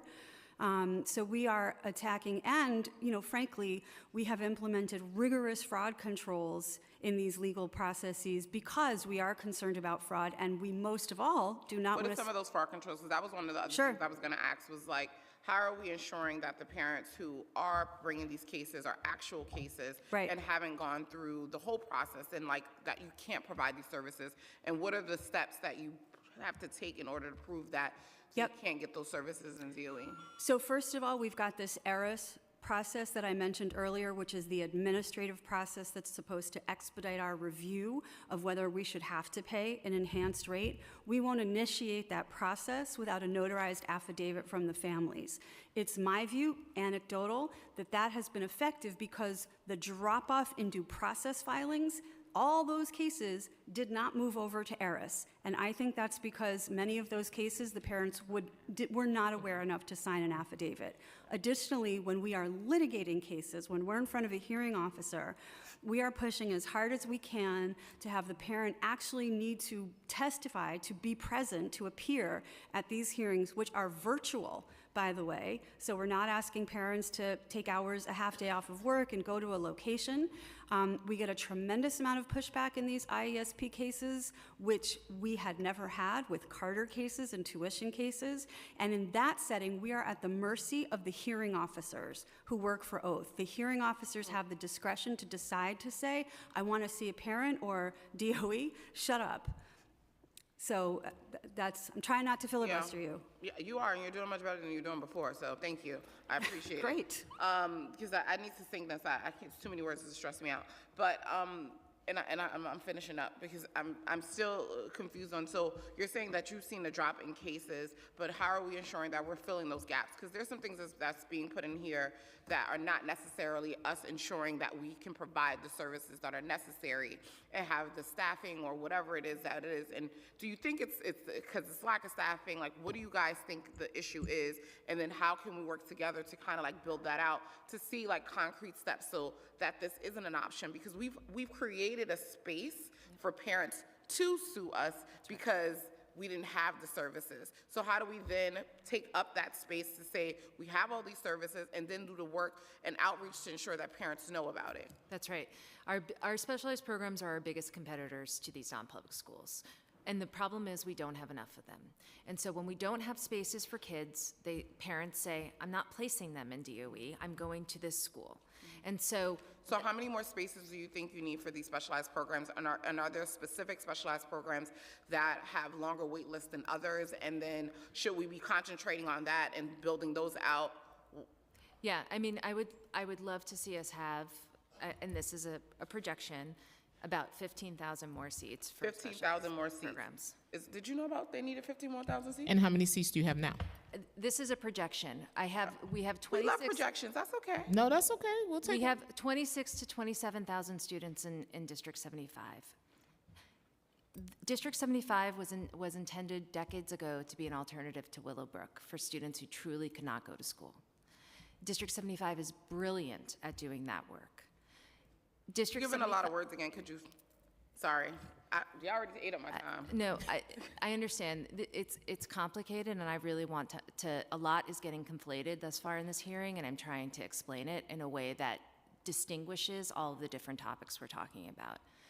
The District 75 has a lot of opportunity to serve kids that are leaving the city to go to other states to receive services. For example, kids with psychiatric needs. We want District 75 to be the place locally where children can receive the services close to home that they need when they have the most significant disabilities. So this is not about getting rid of District 75. In fact, it's the opposite. It's about making sure the kids in D75 that need to be there are the ones that most need it. That said, we need more kids in inclusive programs. So right now, I would say that we have 5,000 seats for students in specialized programs. We have another 3,300 where families applied, and they want those seats. Now, if we were to just look at our incoming kindergarten classes, we have about 15,000 kids that come into our kindergarten every year. I would like to offer specialized programs to every one of those children that are coming in. And so that's a very imperfect projection, but the dream here would be to offer those Well, we don't have to seats. dream, and that's why, for me, a lot of the words are not necessary, because if you're saying that's the projection and that's what we need, then you work with us so we can fight to figure out how to get there. And so that, to me, is where I'm a little frustrated, because it's like, okay, we're on the same team. If you're saying you need those seats, then we should be figuring that out and not all this other stuff. If you're saying if there's incoming kindergarten Yes. students and we want to have it, then that's the conversation, because I think that's why everyone's kind of a little frustrated. I'm going to stop here because I know I'm going over time, but I did have one question that's a little bit off of this. Is just around, like, what are you doing around workforce with students with disabilities? Because I think that's another piece that I'm really, really focused on, because even when we're thinking about workforce development for young people, we still have the highest unemployment rate for young people in the city, and a lot of those young people are students with disabilities. And so what are you guys doing around that and ensuring that they have pathways to careers as adults? And I'm done. Thank you. Well, thank you so much for all the passion you're bringing to this hearing, and for asking this question around pathways and work-based learning opportunities. This is absolutely a priority for Deputy Chancellor Foti and our division. And we've been working really closely with our Office of Student Pathways to ensure that students with disabilities are included in our Career Pathways programs. And students with IEPs are absolutely a part of each and every one of the Office of Student Pathways programs. Our divisions work together to provide coaching support for CTE teachers and providers on how to ensure students with IEPs are successful in their classes and their programs. And as of school year 23, 22,637 students with IEPs participated in work-based learning and career readiness programs through the Office of Student Pathways. And that number rises each and every year. Thank you. And in your pathways, what's the pathway when students leave the program to have careers? Is that being taught of in future? I know they're also part of Future Ready in your offices. Just to finish off of that line of questioning, what's the pathway? I visited some independent living sites in my district. I have one. What's the pathway once they're done with that to have meaningful careers? To live independently, right? Move around the city, have an apartment, transportation, and get to and from work? Great question, and one that we've all been working on very hard. Created a new role within this new division to focus specifically on this work. somebody to work closely with Student Pathways, District 75, as it comes under Deputy Chancellor Fode's leadership, to ensure that we're being really strategic about how we think about this. First, on Future Ready, we're pushing students with disabilities are in this program, providing really high-quality work-based learning opportunities. 14% of the cohort of kids who participated in Future Ready were kids with IEPs in school year 23, and so still work to do to continue to provide access, but kids are absolutely getting access. You talked a little bit about adapted skills for living.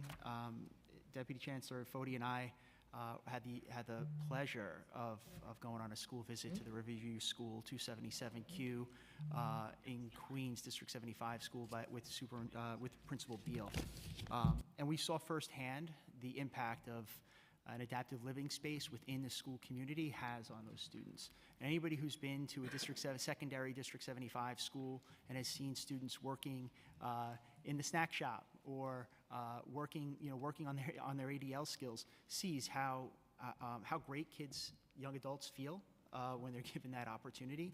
And so we're working alongside our Office of Space Planning to investigate ways to expand those sorts of opportunities, which are so important, not only in District 75, we're also looking across our ACES programs to ensure that our high school ACES programs have access to those too.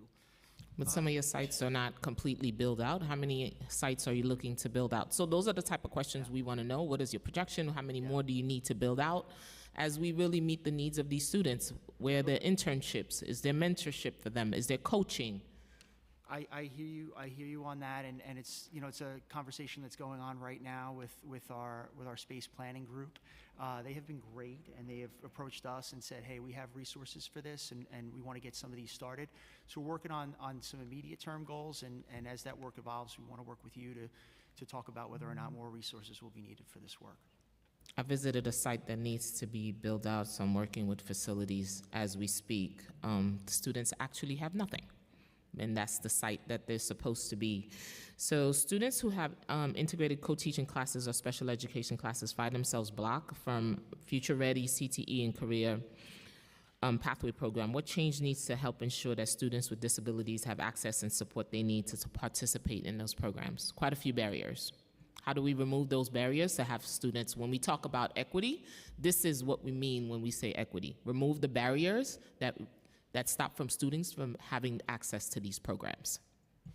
Yeah, as I mentioned earlier, as of school year 23, 4,999 students participated in Future Ready.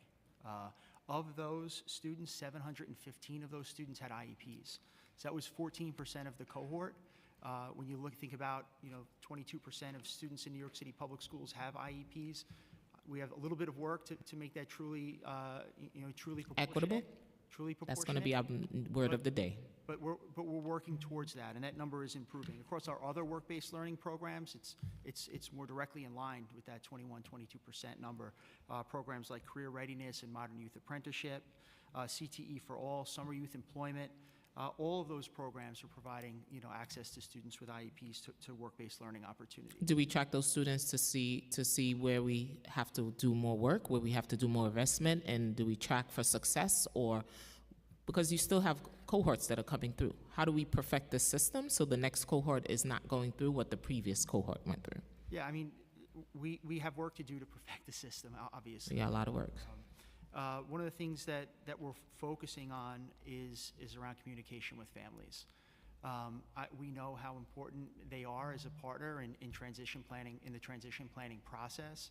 I have to plug a couple of our resources while we're here. We have great resources on our website and in our schools. The transition guide for students with IEPs.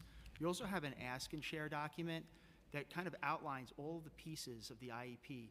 The parents can walk the parents through the entire IEP meeting and have really great questions that they should ask of their IEP team as the meeting's happening. We work closely with families to develop this resource, and so obviously appreciate all of your partnership in helping to make sure people are aware that these exist, so that students are really prepared and supported through this process. And students in transfer schools with IEP, how are they supported? Students in transfer schools with IEPs. Mm-hmm. Suzanne, you want to take this one? I think we got an answer over there. Ma'am, come forward.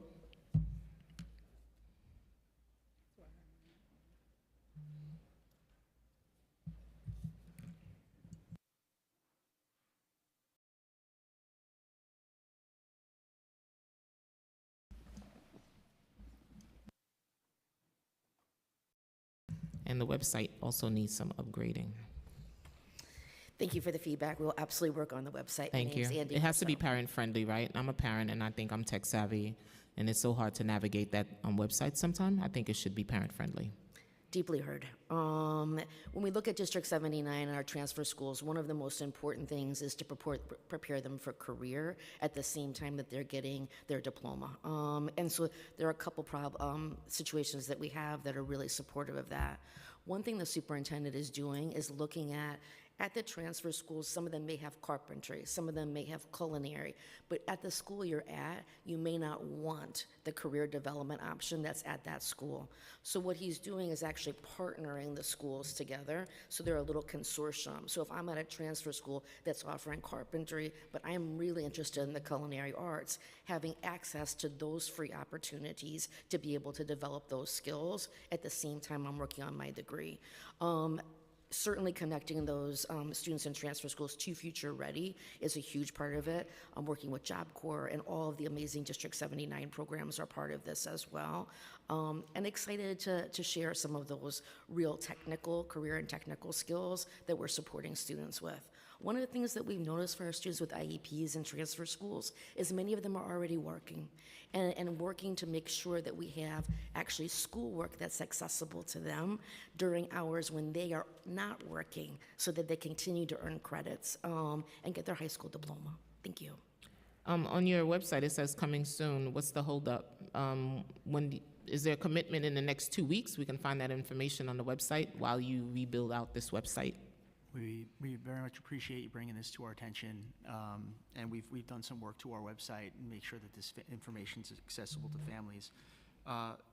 The information can be found under the Programming Infrastructure tab of the playbook under Equity, and so we've made some of those fixes to the website, and we'll continue to work with our partners to ensure that families are able to find that easily.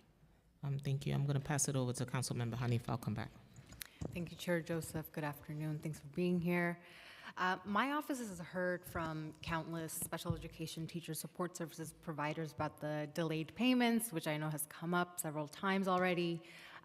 But specifically the DOE's announcement in mid-December that they would only pay for services moving forward and not allow back billing for the first 4 months of the school year, even if services were provided, as well as the universal denial of the enhanced rate to special education teacher support services providers, has basically left our schools short thousands of dollars per child for legally mandated services.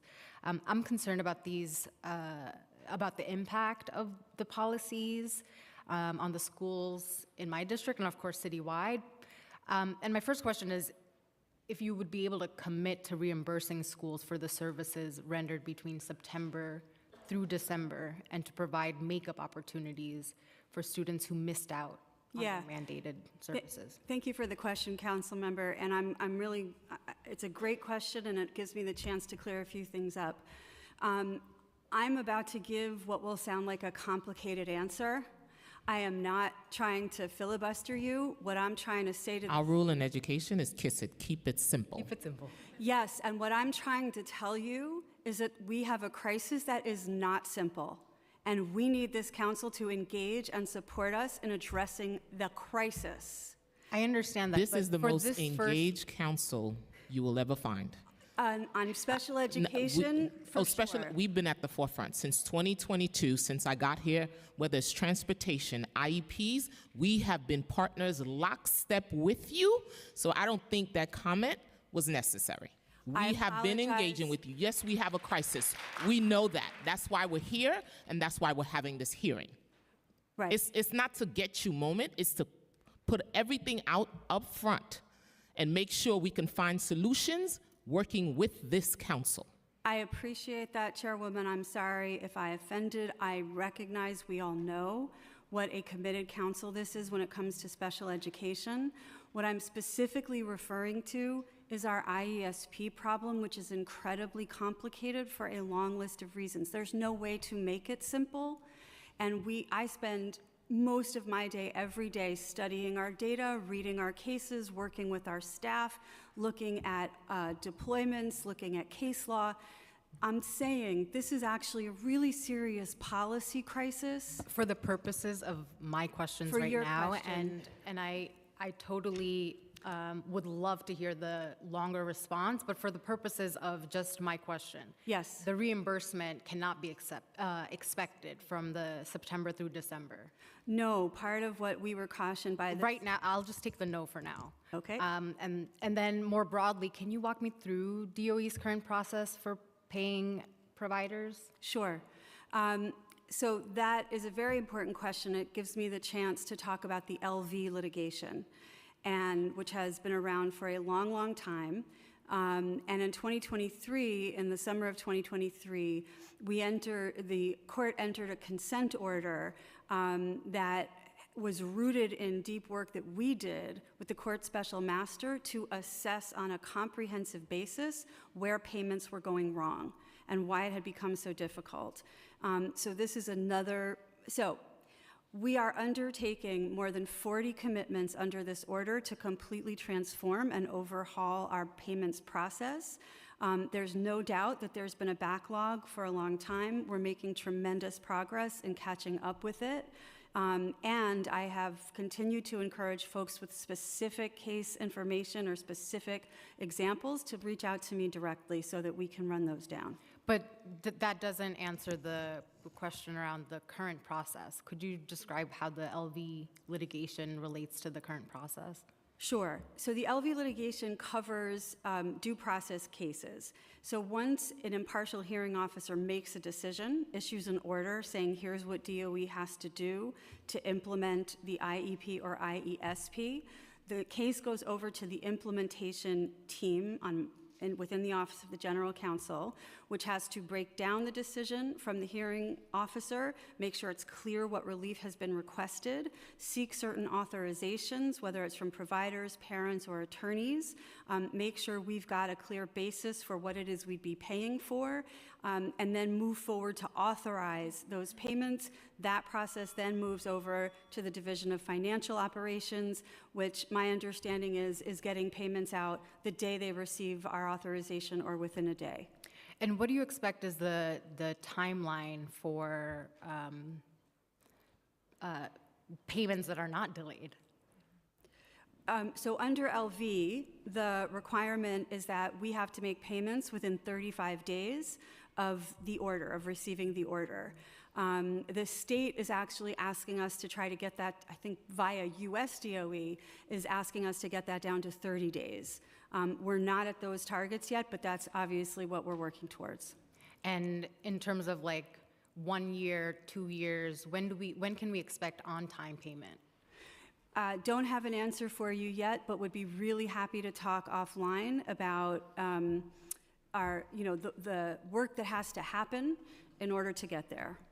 It's your permission to ask a few more questions. Thank you. And then could you share how you all are communicating with families about the impact of delayed services? Yes, I'm so glad you asked. We're doing a few things. One of the things we've done, which caused a lot of noise at the beginning of this year, is we said we have to stop taking escalation phone calls from vendors in order to clear our phone lines to be able to speak directly to parents. We know, and so that's really the shortest answer, is when we're directly in touch with parents, we are always able to get the information we need faster, which allows us to move faster. Obviously, that created a lot of frustration for vendors.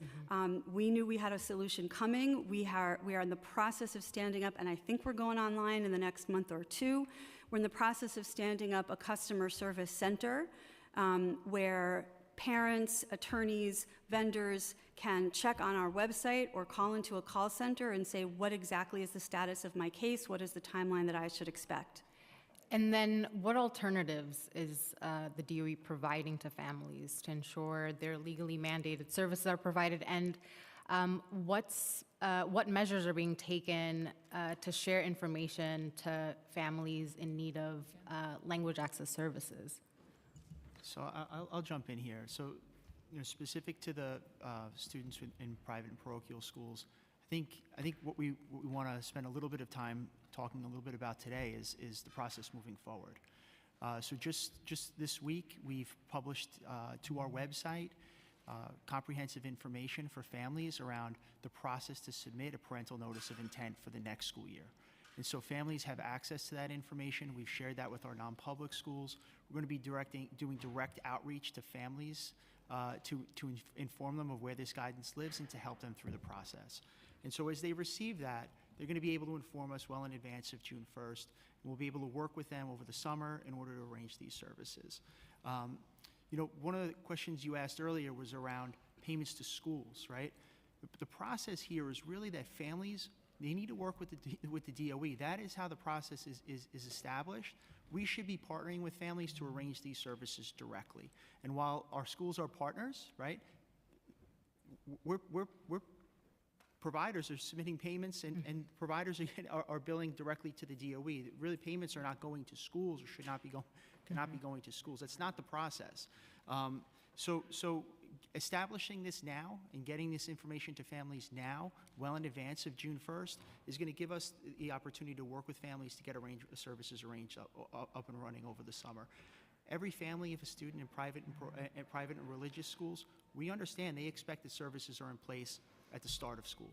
Absolutely. We get that. In order to do that, we need to know where you're sending your child. We need to know if you're going to continue to enroll your child in private school. We need that information. And so that is why we need to enforce deadlines, and that is why that law exists that requires families to inform us by June 1st. And so now that we have these processes in place, we feel really confident that that this is going to go very well for the upcoming school year.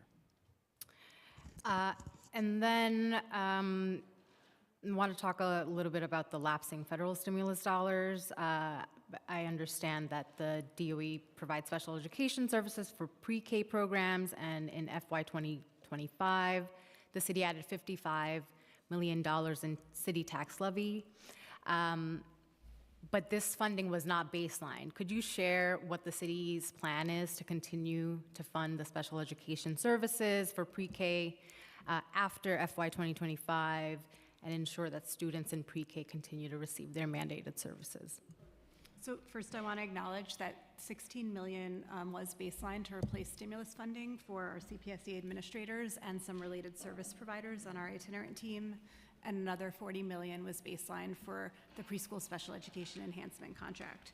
You're correct, the $55 million allocation was just for this year, and we're in consistent communication with our partners in City Hall and OMB about the need for that money to persist. This is very important. Thank you. Councilmember Dinowitz. Thank you, Chair. Good afternoon. Hope you're doing well. I want to talk a little bit about these PATH and NEST programs. You speak glowingly of them, about how it's inclusive, both general education and special education students. And you spoke about it's like a whole school community on board. I mean, to me, that just sounds like good education and what all our schools should be doing. And you spoke about the graduation rates of kids with IEPs at NEST, for example, being higher than District 75. What is the achievement, or what is the graduation rate and success rate of students, general education students in these programs?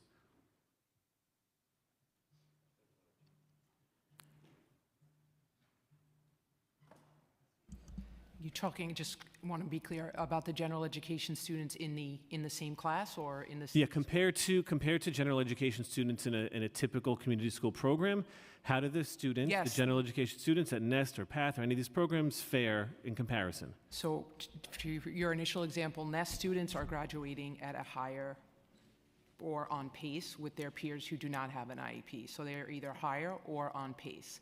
PATH is we don't have grad students who have graduated the system out of PATH. I think our oldest PATH student is either a second or a third grader right now, and then one middle school. So what I'm asking is, thank you for that. Yeah. What I'm asking is the comparison Yes. of the just the general education students at Nest compared to the yes. general education students The who are not at Nest. The Nest students are graduating at a higher rate than their non-disabled, non-Nest student peers. So I want to make sure I understand. The program like Nest is better both for students with disabilities and general education students. Is that fair to say? That is fair to say, and there's research is very clear that inclusive environments create optimal learning environments for students who have IEPs and students who do not have IEPs. And so I wasn't clear on why these programs aren't being expanded. So this year... Can you make that clear to me? Yeah, I'm going to do my best. Thank this you. year, we were able to expand with investment from our city partners to 3 districts that Deputy Chancellor referenced, that every kindergarten student in those districts diagnosed with autism was offered a seat in a specialized autism program, either Nest, Horizon, or Ames.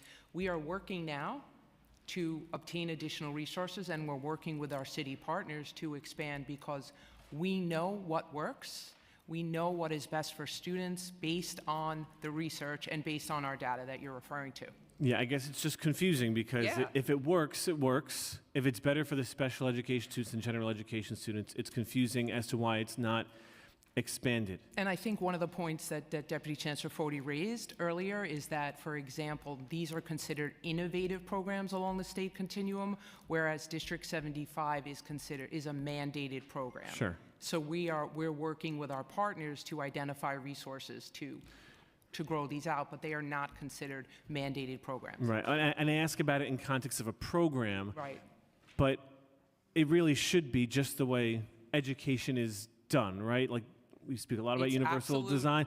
best And so practice. what communication and what work is your department doing with the general teaching and instruction? What collaboration is being done to ensure all of our public schools, our community schools, are engaging in this type of education, which clearly benefits both students with disabilities and students without disabilities?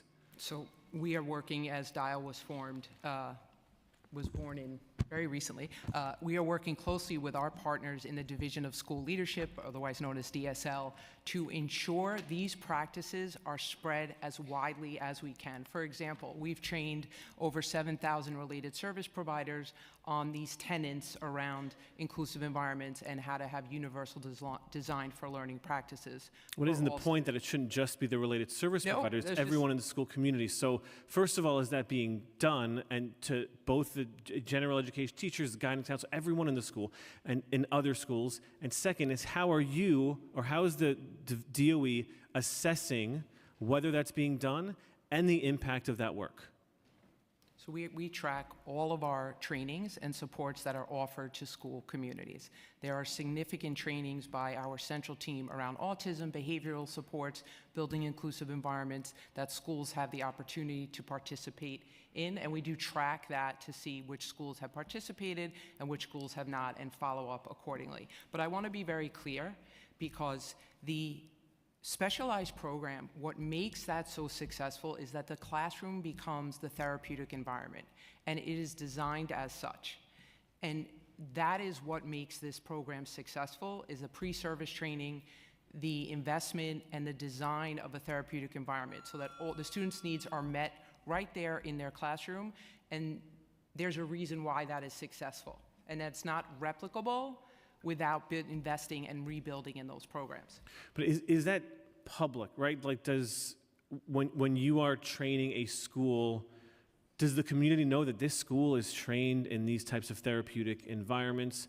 Are there any incentives other than the goodwill of the principal or teachers there to ensure that all of our schools are providing for our kids with disabilities? Yeah, I think that in terms of incentives for a specialized program, I think we have not needed any incentives. Principals as well as families are asking for these programs. Superintendents are asking for more specialized programs.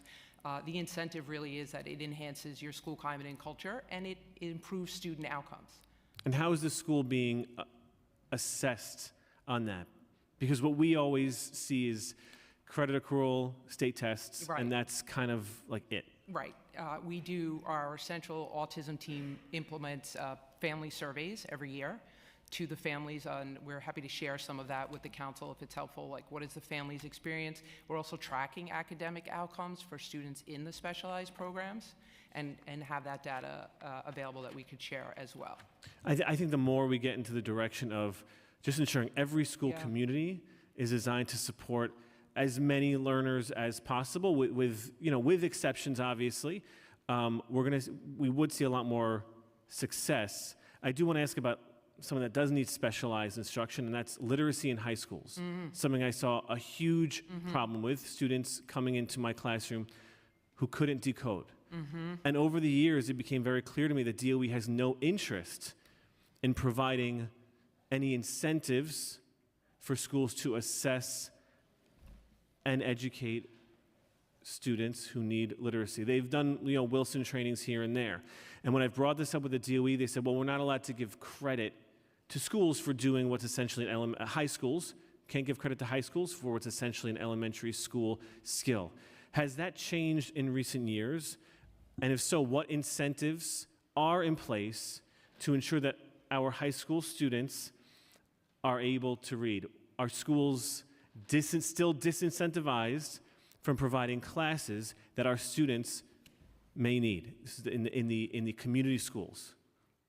I mean, the next step for New York City Reads is to provide mandated interventions, and that is what needs to happen for our high schoolers. We're seeing great success with certain sets of interventions that catch kids up in terms of learning how to read. And so I wouldn't call it an incentive, but I would call it an upcoming expectation. But if schools are being told the most important thing for you to do is have students accrue credits in certain classes, and the most important thing for you to do is have, by sophomore year, X% of your students will have an English credit, and these reading classes don't provide English credits, how are you ensuring that principals aren't scared to provide kids with the education they actually need and deserve? Yep. Thank you so much for asking. I can provide a quick update on this. Just working with the Queens South Superintendent of High Schools, we actually have a partnership with McGraw-Hill Corrective Reading that does offer credit-bearing courses that help students develop reading skills. And that's happening at the B levels and the C levels, where students are earning credit at the high school level and developing their reading skills, which is a phenomenal move that we need to adopt. Is there any publication or data available for that online publicly that we can all see? I don't have anything on that, but I'm happy to send you the information on corrective reading. That would be delightful. And lastly, the due process cases, let's call them that. What analysis, you mentioned you hired 20 special education teachers to address this. What analysis has the DOE done in terms of age and disability classification to ask at what age are you seeing most kids when their parents sue the city, and what is the disability classification that you see most prevalent in these lawsuits? And subsequent to that, how are you utilizing these special education teachers or building programs to specifically address those age groups and those disability classifications? So it's our younger students. Most of them have not ever attended, so kindergarten, age 5, dyslexia, AKA learning disability, and autism are our biggest classifications. And so these 20 special education students, my assumption, special education teachers, pardon me, my assumption would be that given that this is the most prevalent age group and classification, that those special educations are particularly trained to not only provide the education, but to support other teachers, ideally to mitigate or avoid lawsuits in the first place. So absolutely, we're working on training of those sets teachers, and me'll be sworn in and support here. But just to be clear, that cohort of teacher are being deployed to private and religious schools in order to arrange special ed teacher support services proactively to avoid the need for due process complaints. So the need for autism programs, the need for dyslexia programs to address traditional Carter cases that Deputy Chancellor Foti just spoke of, those teachers are not directly addressing that. They're addressing the needs for services in private and religious schools. Okay, so you do have a system to address a particular problem with the private schools, but what I'm hearing is you also are not targeting the areas where you are seeing the most Carter cases or due process cases. Is that correct? I think the vision there is to build out our highly specialized programs, is to serve as competitive alternatives for those families. And so, our program such as AIMS, which is six students, 2 teachers. It's a special education teacher and a speech teacher working together to develop students' communication and language development needs alongside an IEP, a classroom paraprofessional. This AIMS program is extremely competitive to what's being offered in our Carter schools right now. And so what we're seeing is we're offering this to more families through the pilot that Deputy Chancellor Foti spoke about. Families want this program. And so what we were trying to do is as we're addressing due process complaints from our non-public schools, we're trying to build these highly specialized programs for students on the autism spectrum so that parents parents know that the local community school has what's needed in order to meet that child's needs. Can I also give a sense of scale that I wish I had brought up earlier in this hearing? The number of Carter cases, so the number of students for whom we are making tuition payments, has remained stable over the last 4 or 5 years for data reasons that I won't get into. I am careful not to give exact numbers, but the number of Carter students, has ranged between 6,000 and 6,500. That's a relatively stable number.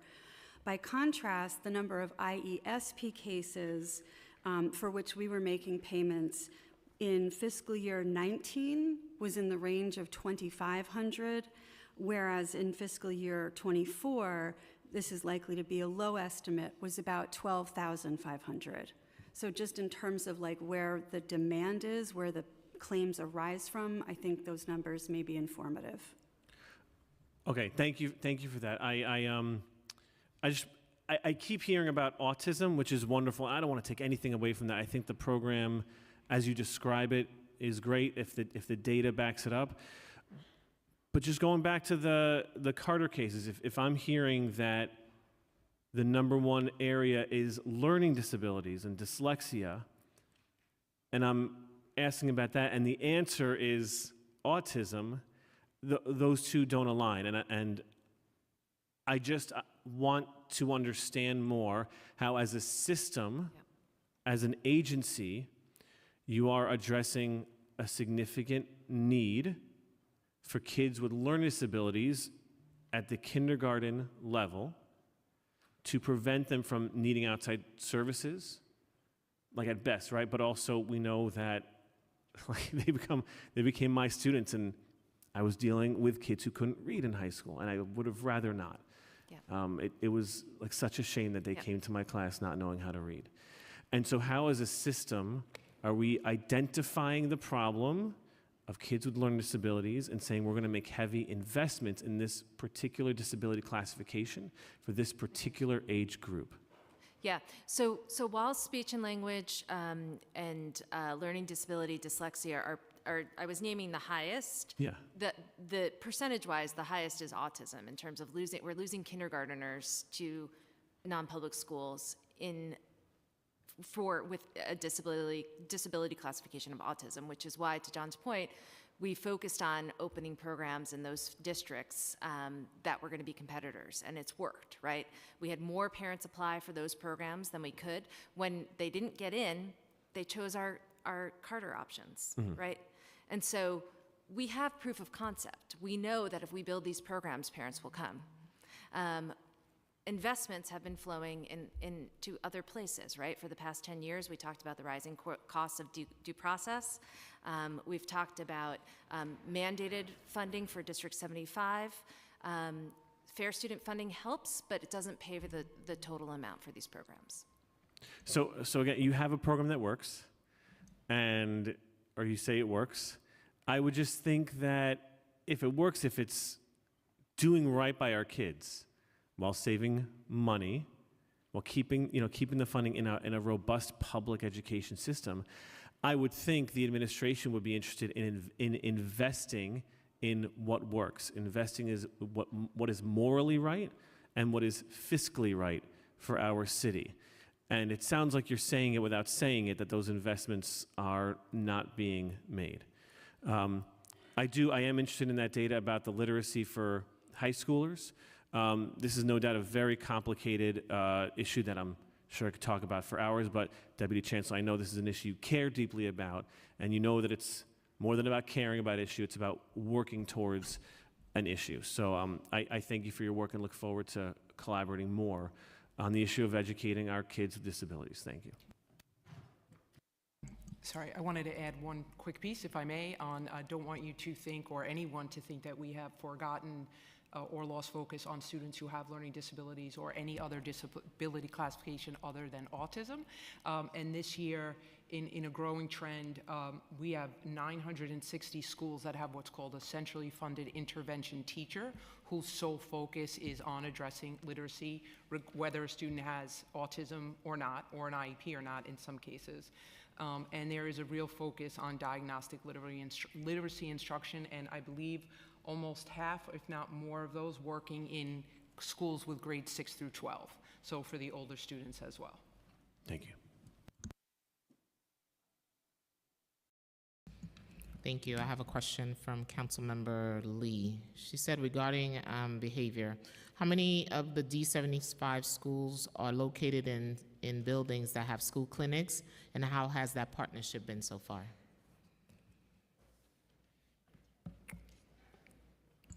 I have to get you that number, Chair, but we'll get back to you this week.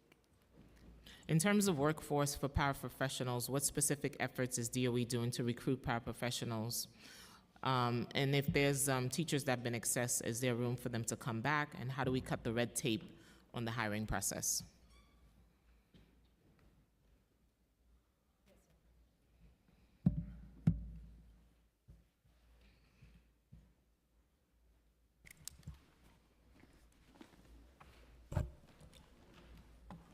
Thank you, Chair. As far as the paraprofessionals go, we are actively recruiting on a daily basis. We have an open survey on our website that anyone who has an interest can apply on that site. We have been holding borough-based job fairs. We have had 7 in the last 2 months, which have resulted in almost 2,000 new substitute para nominations. They are going through the process right now. We have already hired this year almost 3,000 new substitute paras. And we still have about, including the people we just nominated, about another 1,000 after that are still in process. So they are going through that process. We expect them to be available no later than mid-February. And we will continue to have these fairs until May. The most complaints we get on this end is once a para is nominated, the process takes forever. So what's the timeline once someone is nominated for them to get hired? So a lot of that depends on the para themselves, the applicant themselves. There are 5 workshops that are required prior to employment. Those would be the required state workshops for anyone working in a classroom, which is violence prevention, DASA, child abuse identification, and we do require autism as well. There is a 4-hour workshop that's designed by DOE on basically how to be a paraprofessional, and then we also have an orientation. They have to complete those workshops. It's probably about 15 hours to 20 hours altogether, depending on their self-pace. It could take them a week. It could take them a month. It could take them 2 months. It's really up to them. The process starts with the nomination. If it starts at a school level, then the nomination generates an application. The applicant has to put an application in order to move forward. And then they start, and they would get an assessment. And we do an English writing assessment and an oral assessment in our offices and in larger spaces, probably 4 days a week. If they are part of this job fair recruitment piece, they are actually being assessed while they are at the job fair prior to that. So we're skipping a step basically with those folks. Every Friday or Monday, depending on the systems, but every Friday or Monday, we actually send an email to every applicant to let them know where they are in the process. Those emails go out religiously, and they are able to look at that email, figure out what it is that they need, and then they can complete that. I say, between 2 weeks and 2 months, and it's really their own self-pace. 2 weeks to 2 months. Currently, there's a vacancy of 1,600 paras. Yes, it's 1616 actually. We have already hired 1,540 new full-time paras. Of course, they come from our subpopulation. There's no hiring freeze on that, but the vacancies are there. We see that some of them that are nominated, they do go through that process very quickly because they already have what they need. All they do is an orientation with us. But some of them are waiting for their state certification, which takes a little while. We are able to do some sort of expedition on those certifications if we know who those folks are. But we encourage them as substitutes to immediately apply for the certification and take their exam to do that. There are a lot of situations where a school may have a vacancy, but it's being covered by a substitute who just doesn't want full-time employment. Right. Thank you. Just that was Councilmember Lee's question. I'm going to go back to the very beginning. So I just want some basic data information, and if the data is not available, just please get it back to me. For the current school year, 2023-2024, how many and what percentage of students have IEPs based on race, ethnicity, gender, students in shelters, students in foster care, English language learners, and students in bilingual special education programs? And I would like to acknowledge Councilmember Ressler. Chair, we brought, I know that there were significant data requests from the council. We have all of those with us today. We brought physical copies as well, if you'd like them. So you'll be handing them out? Absolutely. Thank you. And of these students, how many and what percentage are not receiving at least one of their service mandated in their IEP? You bought one copy?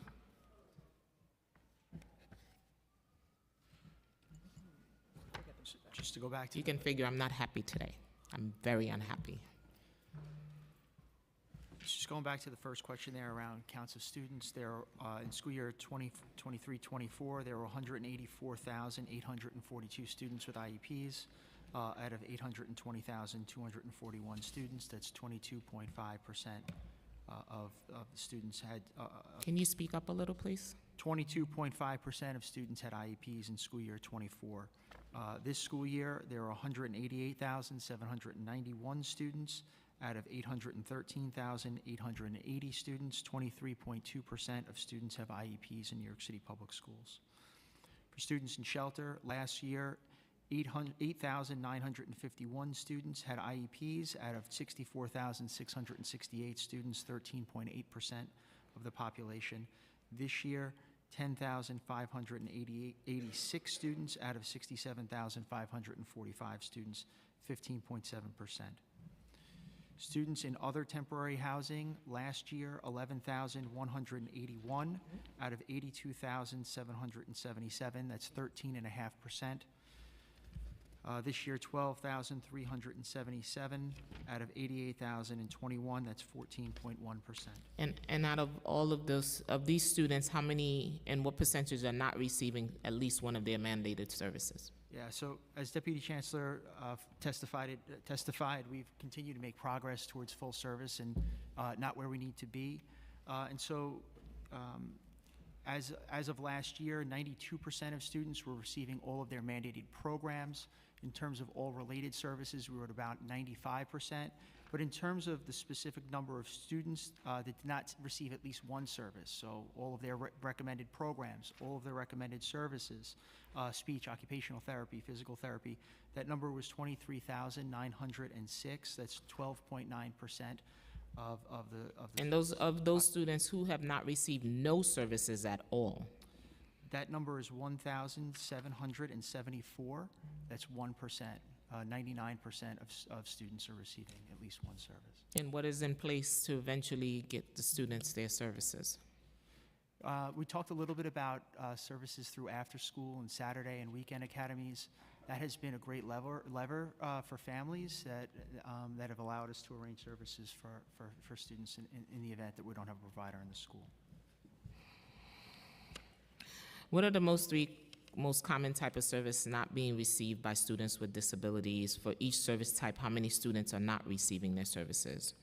So in terms of programs, special class math, special class social studies, special class science have been traditionally a challenge, right?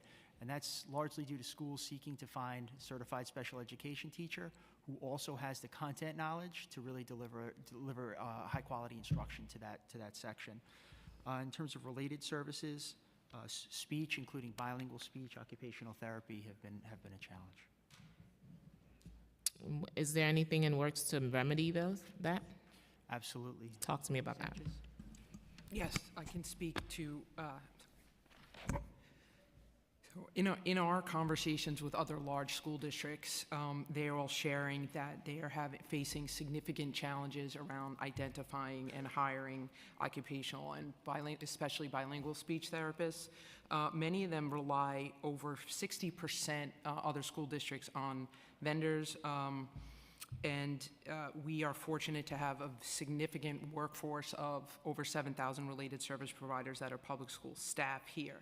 In terms of mitigating these national shortages that are really concerning across the board to all of us, we have partnered with our colleagues in the Division of Human Resources and have a number of innovative incentive programs for eligible and licensed credentialed providers to come work for us, from loan forgiveness in high needs districts to scholarship programs with local universities where their entire tuition is paid to come work here, as well as other incentives around tuition reimbursement and the ability to take courses.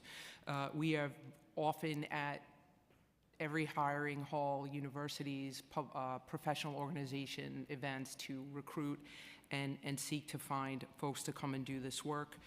In schools where we do not have a public school provider available, like Jessica mentioned, preschool services are largely provided by vendors and non-public school staff because the majority of those students are not in public school settings.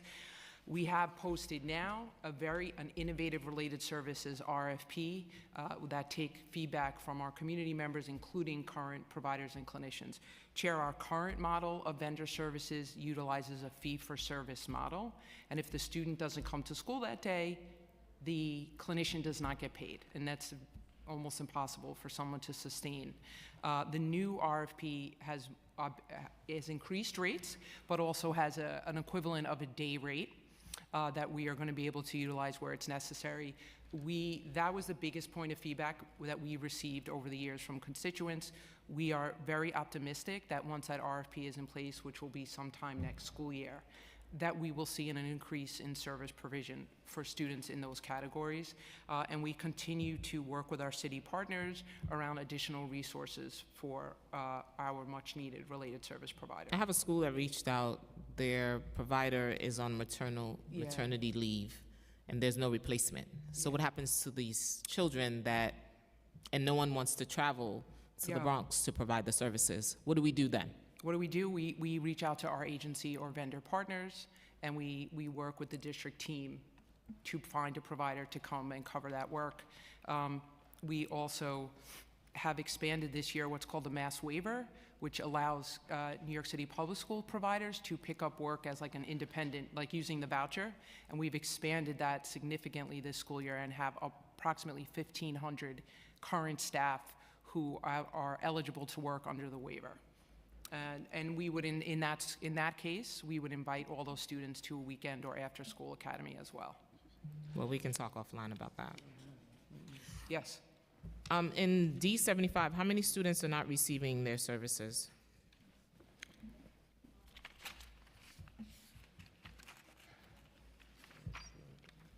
Page 4.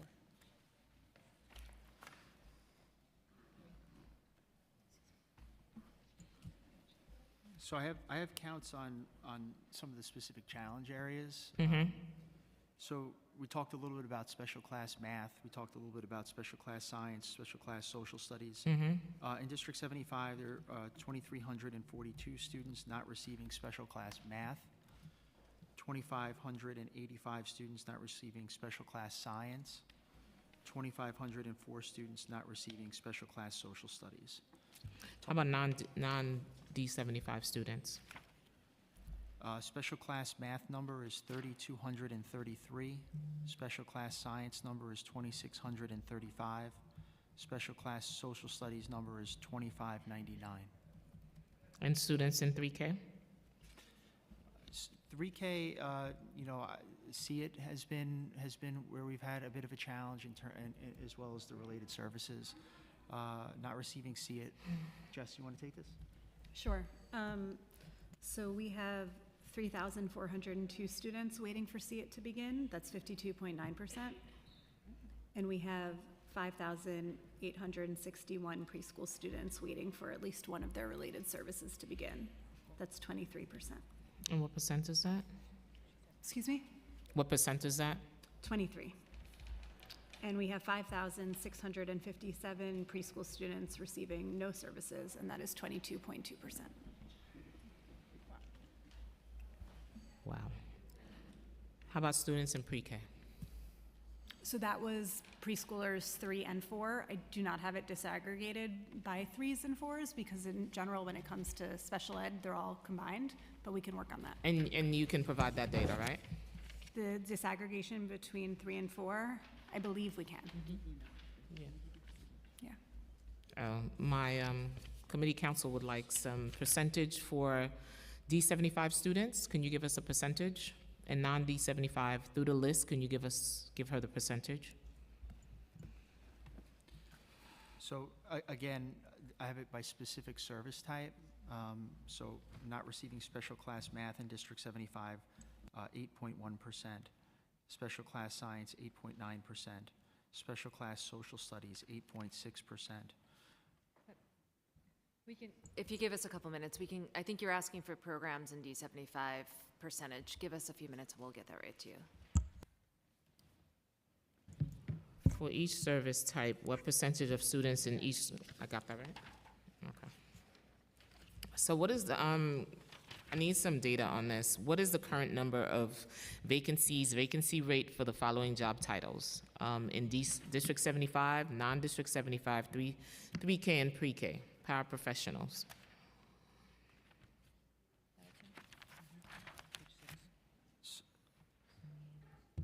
So talk a little bit about paraprofessional vacancies. As of this week, there were 1,639 vacancies. It's a vacancy rate of 6.8%. 163 of those vacancies are in District 75 schools. 1,476 of those vacancies are in Districts 1 through 32 schools. All right. And how long does it take? We talked about that earlier. How long does it take to get trained to be a para, then placed with special education, OT, PT, speech therapists, counselors, social work, and school psychologists?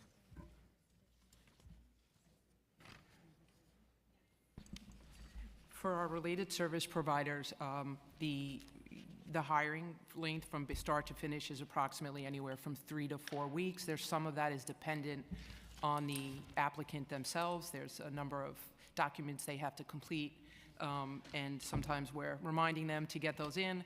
And then they are onboarded by their clinical supervisor of OT, PT, or speech. All of our OTs and PTs who are new to the system are assigned a mentor therapist who goes out and supports their hands-on clinical work.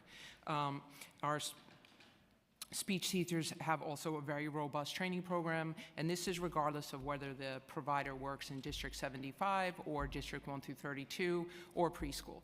They are trained by their clinical supervisors on how to work with children with disabilities in the school setting. How long is the mentoring for? The mentoring is at minimum a year for our OTs and PTs. Should someone either want or benefit from additional mentoring, that will go on.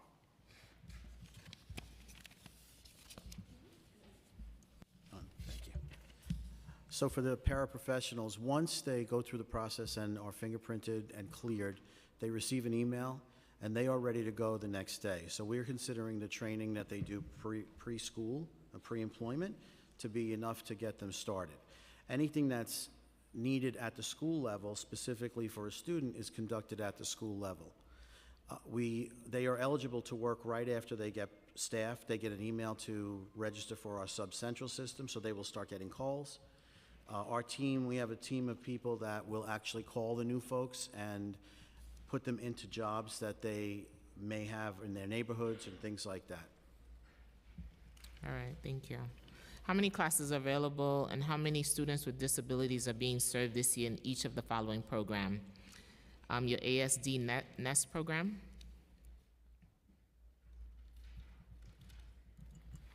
So ASD Nest is in 88 schools across grades K through 12. There are 442 classes, and there are 1,972 students enrolled in those classes. How about your Horizon? Horizon program is in 69 schools, again, grades K through 12. There are 255 classes citywide, and there are 1,853 students enrolled in those classes. Oh, it's okay, thank you. Your South Bronx Literacy Academy, do you plan to extend that? I think I saw somewhere that there's going to be an expansion. So there are 6 sections in grades 2 through 4 at the South Bronx Literacy Academy. That school's grading up annually. There's also plans to open a Central Brooklyn Literacy Academy in this September. Do you know when? I believe this September. There's an upcoming vote for. In the PEP. That's right. PS 394. I don't know how many students you plan to have there, but the building is not accessible. How do we? Building is not an accessible building. I'm familiar with the building. Accessibility will be another one of my topics.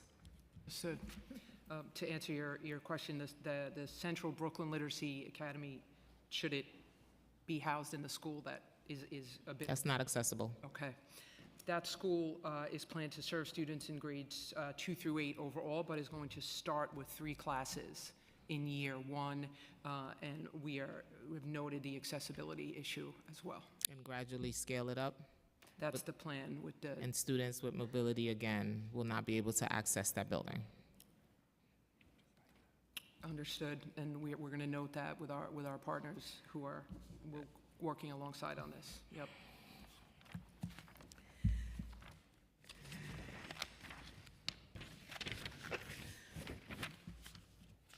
New York City Public Schools is required to provide compensatory services for students who missed services during remote learning, while a section was added to IEPs for schools to recommend these services. Families and advocates report that some students were denied. So during the 2022-2023, how many students that had IEP recommended compensatory service for remote learning? So apologies, Chair. As you may know, this question is currently being litigated. There's discovery going on right now as to those exact questions. And so even if I was more inclined, our counsel has advised us we've got to stay away from those numbers at this point. However, if you are open to it, I personally am always very impressed to hear about our broad initiatives, what we did and how we led in the country in terms of getting students with disabilities back into classrooms with their services faster than anyone else, and engaged in the kind of intervention services that allowed us to make sure students' IEPs reflected where they were at that moment, whether or not the need was specifically named a comp service need. So we can't discuss that, okay. So in the adopted budget included $55 million to open new preschool education classes in New York City public schools. However, we're still children waiting for seats. We talked about that in preschool special education classes they need. We talked about the 450 students. Can you walk us through the process? Can you confirm the number? It is 450 students that are still waiting for seats? So as of Monday, our data system showed 360 waiting for self-contained and 90 waiting for integrated. It changes daily, so Right. it might be different now. You know, our CPSCs are working to find those seats. Families are, you know, touring and accepting. And then, of course, new students become eligible every single day who make it through the process.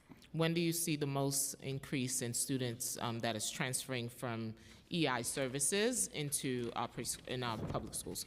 For children who are on EI extensions in the fall, they become eligible for preschool special ed services on January 2nd. So we just experienced our surge in need this past month, and we are working as fast as we can to stand up 284 more seats in addition to the ones we opened in September. So how many students you have waiting for seats in preschool special education in integrated settings? That's the 90. Okay. And with the $55 million, how many new seats in preschool special education classes have you opened? How many seats in integrated classes have you opened? And what are the barriers to opening additional classes? So we opened 456 in total. We're working right now to open 284.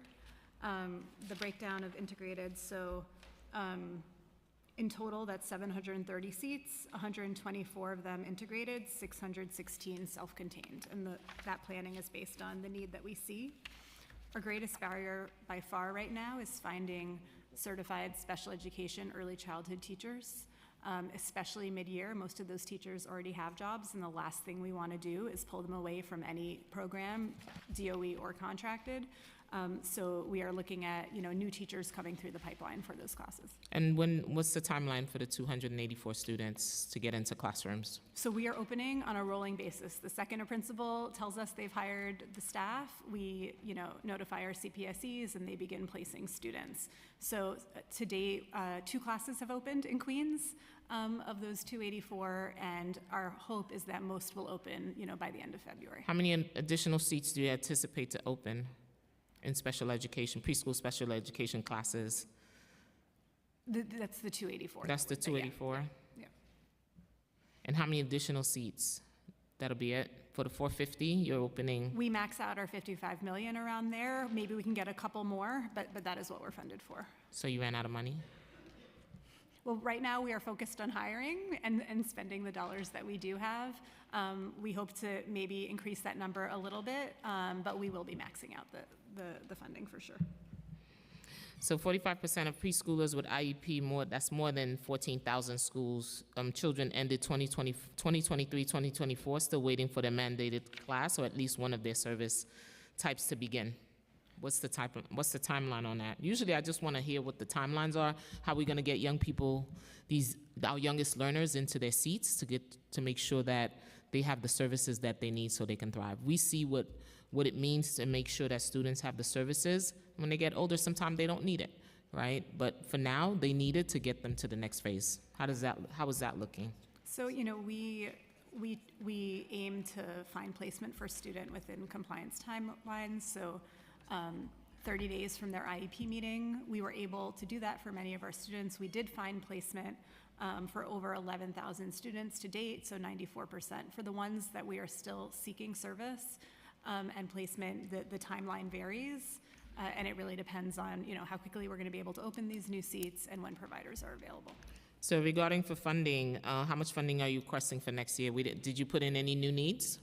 We did submit new needs. How much was and that? we're working closely With OMB? with OMB here and with council, and we look forward to continuing those conversations through the budgeting process. Do you know how much you're requesting for? We like numbers. We're working through that. We're not able to share numbers today. So you're working through it, that's what I'm gonna put. So what does the preliminary budget, we're gonna go back to our favorite conversation. Since we rebranded it, what is it called? Claims. We rebranded it today in my hearing. Would this preliminary budget include the $275 million in additional funding for CARTA cases for 2025, but no additional funding for preschool special education services for children in the public system, and who are waiting for services the city has a legal obligation to provide?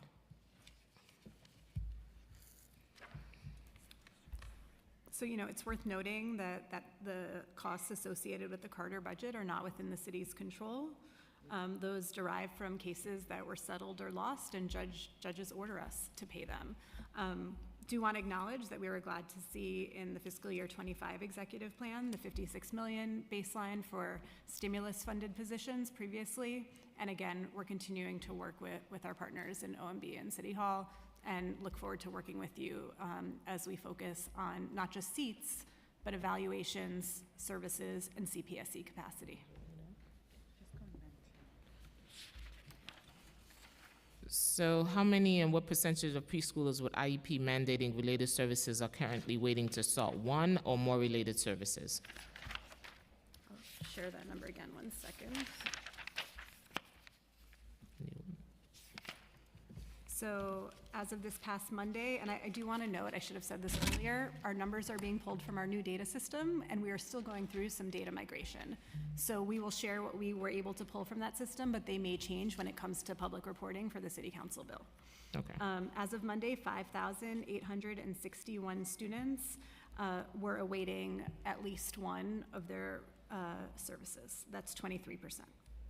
And how many and what percentage of preschools IEP mandating are waiting for teacher services? So special education itinerant teachers, Yeah. there were 3,402 students waiting for their special education itinerant teacher to begin, and that's 52.9%, unfortunately.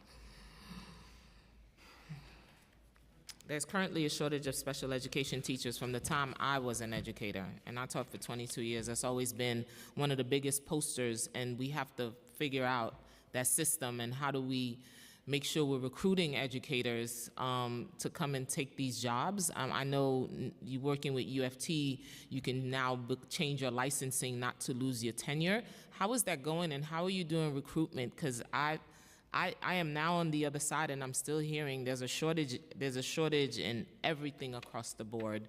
What are we doing as a system to make sure that we're meeting those needs in order for us not to have those?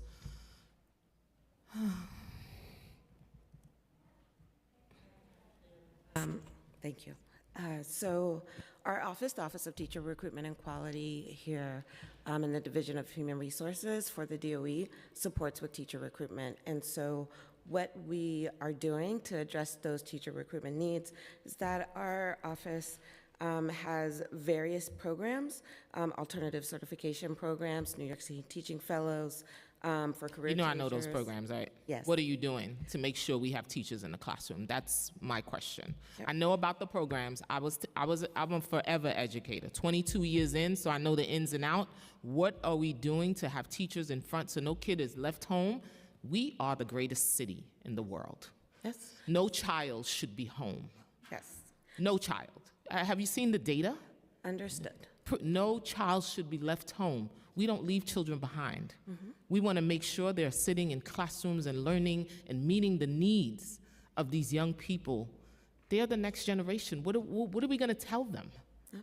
And so we're working closely with our special education office, our LAL office, to understand what the need is, to work with the state in terms of what that means for certification and address the needs in various programs to meet folks who are out there who may or may not have an interest in teaching, right? And so that is career changers that are working closely with our IEG partners in terms of what that means for teacher preparation programs and recruitment of potential teaching candidates to go into our classrooms. What are the incentives for these shortage areas? I knew they used to have incentives. There were scholarships, there were tuition reimbursements, there were placements, there were loan forgiveness. What are we doing? We're offering all of those things and continue to offer those. Where do you and advertise provide it so I can see it? Because I don't see it. Where are you advertising? Yep, so we do social media advertising, we do LinkedIn, and we can, provide even more details around where that is focused. Are we doing hiring halls? Are We we do entering hiring universities? events. all the time, right? And we've just started that. Our application for this school year has just opened approximately 2 weeks ago, but we do hiring events from now through the summer, so August and even in September, right, when we have an understanding that there's still a need. So events are happening. And what's the for next timeline when months. you get a teacher? From application to From hire? application to the end of the process? Yep. So the application process, I mean, that can vary, right? And that depends on where that candidate is and how they are self-reporting, where they are as in terms of becoming a teacher. There are candidates who come into our teacher application and they have their certification, right? And so then that's about that teacher identifying the right district, the right, and the right school for him or her, and then what that means for the principal and their hiring managers to bring that teacher on. So our office, while we are supporting with putting the folks in front of our principals, right, who have that need, then it is really the determination of that candidate and that principal's hiring process to get them on board as soon as possible to meet that need, that open vacancy that they have in their school. I know at one point you, New York City Public Schools used to offer housing stipend. Is that something that's still on the table to recruit and retain that workforce? I think that's something that we would need to revisit given our current climate with the budget. So how many preschool special education administrators are there currently, and what's their average salary?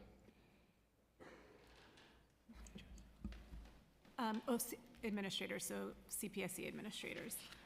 We currently have 132 on staff out of 146 positions total, and their average salary is $135,648. They need a raise.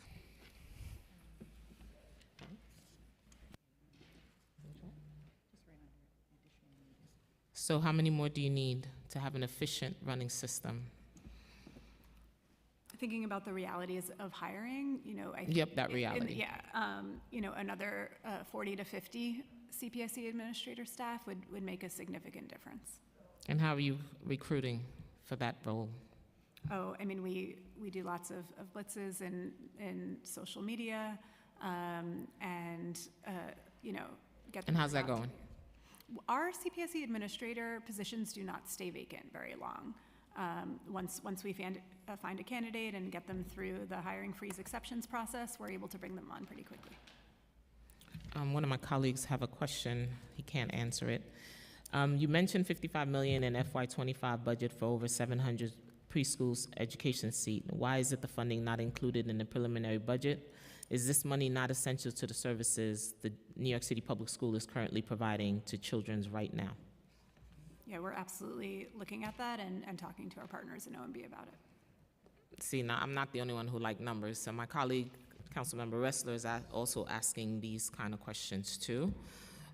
So since you don't have a fair number, what is an estimate of what it would cost for New York City Public Schools to provide related services in general and integrated classes directly? So if we wanted to fully staff all of the DOE integrated classes with related service providers, we think we'd need 246 more related service providers. And how much would that cost us? Y'all gotta come with numbers. We're not able to We're talk educators, I need numbers. We're not able to talk about the cost estimates in this forum as we're going through the budgeting process.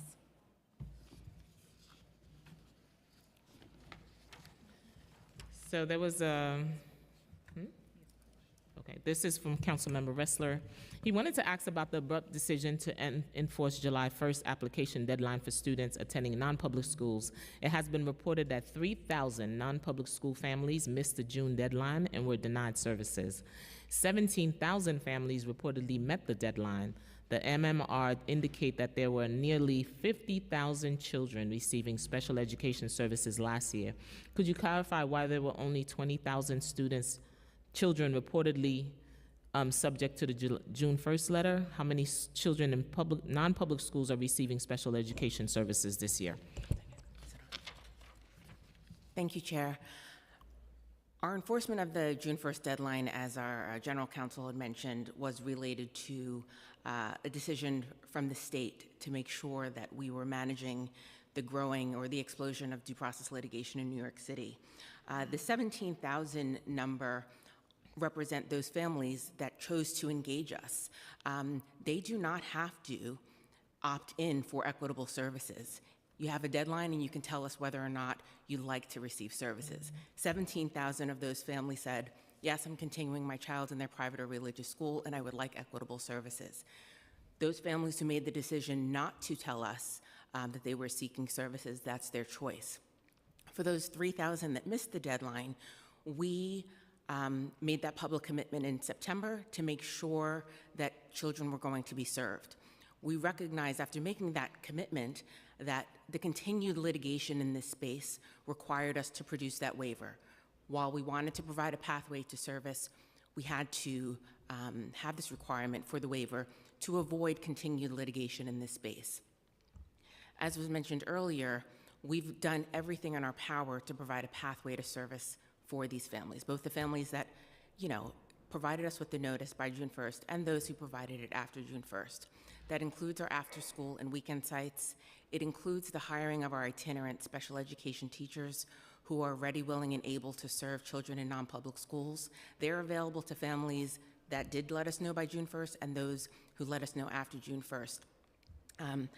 In addition, we recognize the need to make sure that we are in communication with schools and our families. So as was mentioned, the information on the website for the upcoming school year was imperative, but beyond that, we have emailed over 30,000 families with information. And in addition to that, we're in the process of hiring educational administrators to engage in the consultation process, which is under law, we're required to engage with schools and discuss their students in their buildings. This will give us an opportunity to discuss those students and where their families are, and whether or not they have an understanding as to whether those families intend to submit notice by the June 1st deadline, which is critical. But for the families that haven't engaged, it's February. So if there are 20,000+ families, they haven't reached out to New York City Public Schools to let us know that they would like services this current school year. And we are now pivoting to plan for the upcoming school year so that our teachers are available and we can let non-public schools and families know that our teachers are available. And we'd like to, if we can, if funding is available, further expand our after-school and weekend sites. It's a pathway to service that we've never had before. Well, thank you for pivoting for that. And all of a sudden you had to reimagine that, but Chair, I'm sorry, may I add one other thing? Since this is a public forum, I want to make sure, I don't think we've said very clearly, June 1st letters can be submitted starting now. January 1st is when June 1st letters can come in. As I said earlier, this is not a complicated process, and we've put the guidance up. I also want to acknowledge Councilmember Ressler had a question about how did we come to this decision, and I would just refer him back to you are giving us the opportunity to explain that earlier today. I'll send that to him. So I'm continuing with his line of questioning. He said, following backlash from June 1st deadline, DOE issued a new waiver letter to families. Under the waiver, families did not have the right to file a case with new enhanced rate equitable services. Is that correct? That is correct, Chair. The waiver is voluntary. Families were not compelled to sign the waiver. But yes, that was included as language in the waiver. Okay, I hope he's listening. If a child received services last year, why should they require to pay out of pocket this year for missing arbitrarily enforced deadlines? Thank you, Chair. So this goes back to the discussion earlier about our obligations under the IDEA versus state law. The existence of the June 1st deadline is really the only step that the state took to recognize the burden, the financial burden it created on the district when they expanded the breadth of rights of students in private and parochial schools. So as I mentioned earlier, We need that information. We need to know when students are continuing on because we have to be able to plan and budget for those programs for the following year. I understand that some individual families, the circumstances don't change much year to year, but I think the fact that there are so many more students listed as having IEPs in our databases than we've actually heard from this year demonstrates the value of checking with families each year. I also just do want to mention the state has previously held counties financially responsible for failing to implement required notice deadlines for the provision of other services. So we've been, I think, we should have been more consistent all along, but that's where we are. He also wants to ask, will DOE commit to giving these families a fair chance to apply for services without any waivers or conditions? To the extent that's referring to services for the part of the year before we were able to provide vouchers, no, we cannot. And it's why we've left the path. The path is always open for a family who believes they have a legal right to compensation for anything out of pocket to file a due process claim. However, it is black letter law that failing to meet the June 1st deadline sort of nullifies the legally mandated entitlement to those services in the coming school year. He's also, many of his constituents never receive any notification at all about the deadline, given a lack of internet access and change in residential addresses. Additionally, even families who did receive the notification were often unable to respond, given challenging digital signature requirements. What efforts did New York City Public Schools make to ensure families were notified? Did you notify elected officials, community stakeholders about this decision so we could communicate to our constituents? So as we described earlier, we understand that some families felt they were not aware, didn't have the heads up about our enforcement this year. And so we are reaching out to every family in our system with an IEP directly. Where we do not have email addresses, we are reaching out via snail mail. And to the extent that I think we have worked on translating that letter for families who speak other languages. And language access is also available? That's correct. We're working on it currently. Currently, it's available in English, but we are preparing a mailing to our families with a language other than English, and that will be disseminated to those families. And the mode of communication was what? Email, letters, phone calls? What did you use to reach out to the families? I can speak to what we're doing moving forward, Chair, if I may. We are engaging families both via email and snail mail. We also are planning a Beyond Access series to make sure families have the information. We're hopeful that our consultation with 850 non-public schools citywide will also work to give families the information that they need. Our non-public schools have a daily touch point with families that New York City Public Schools do not have.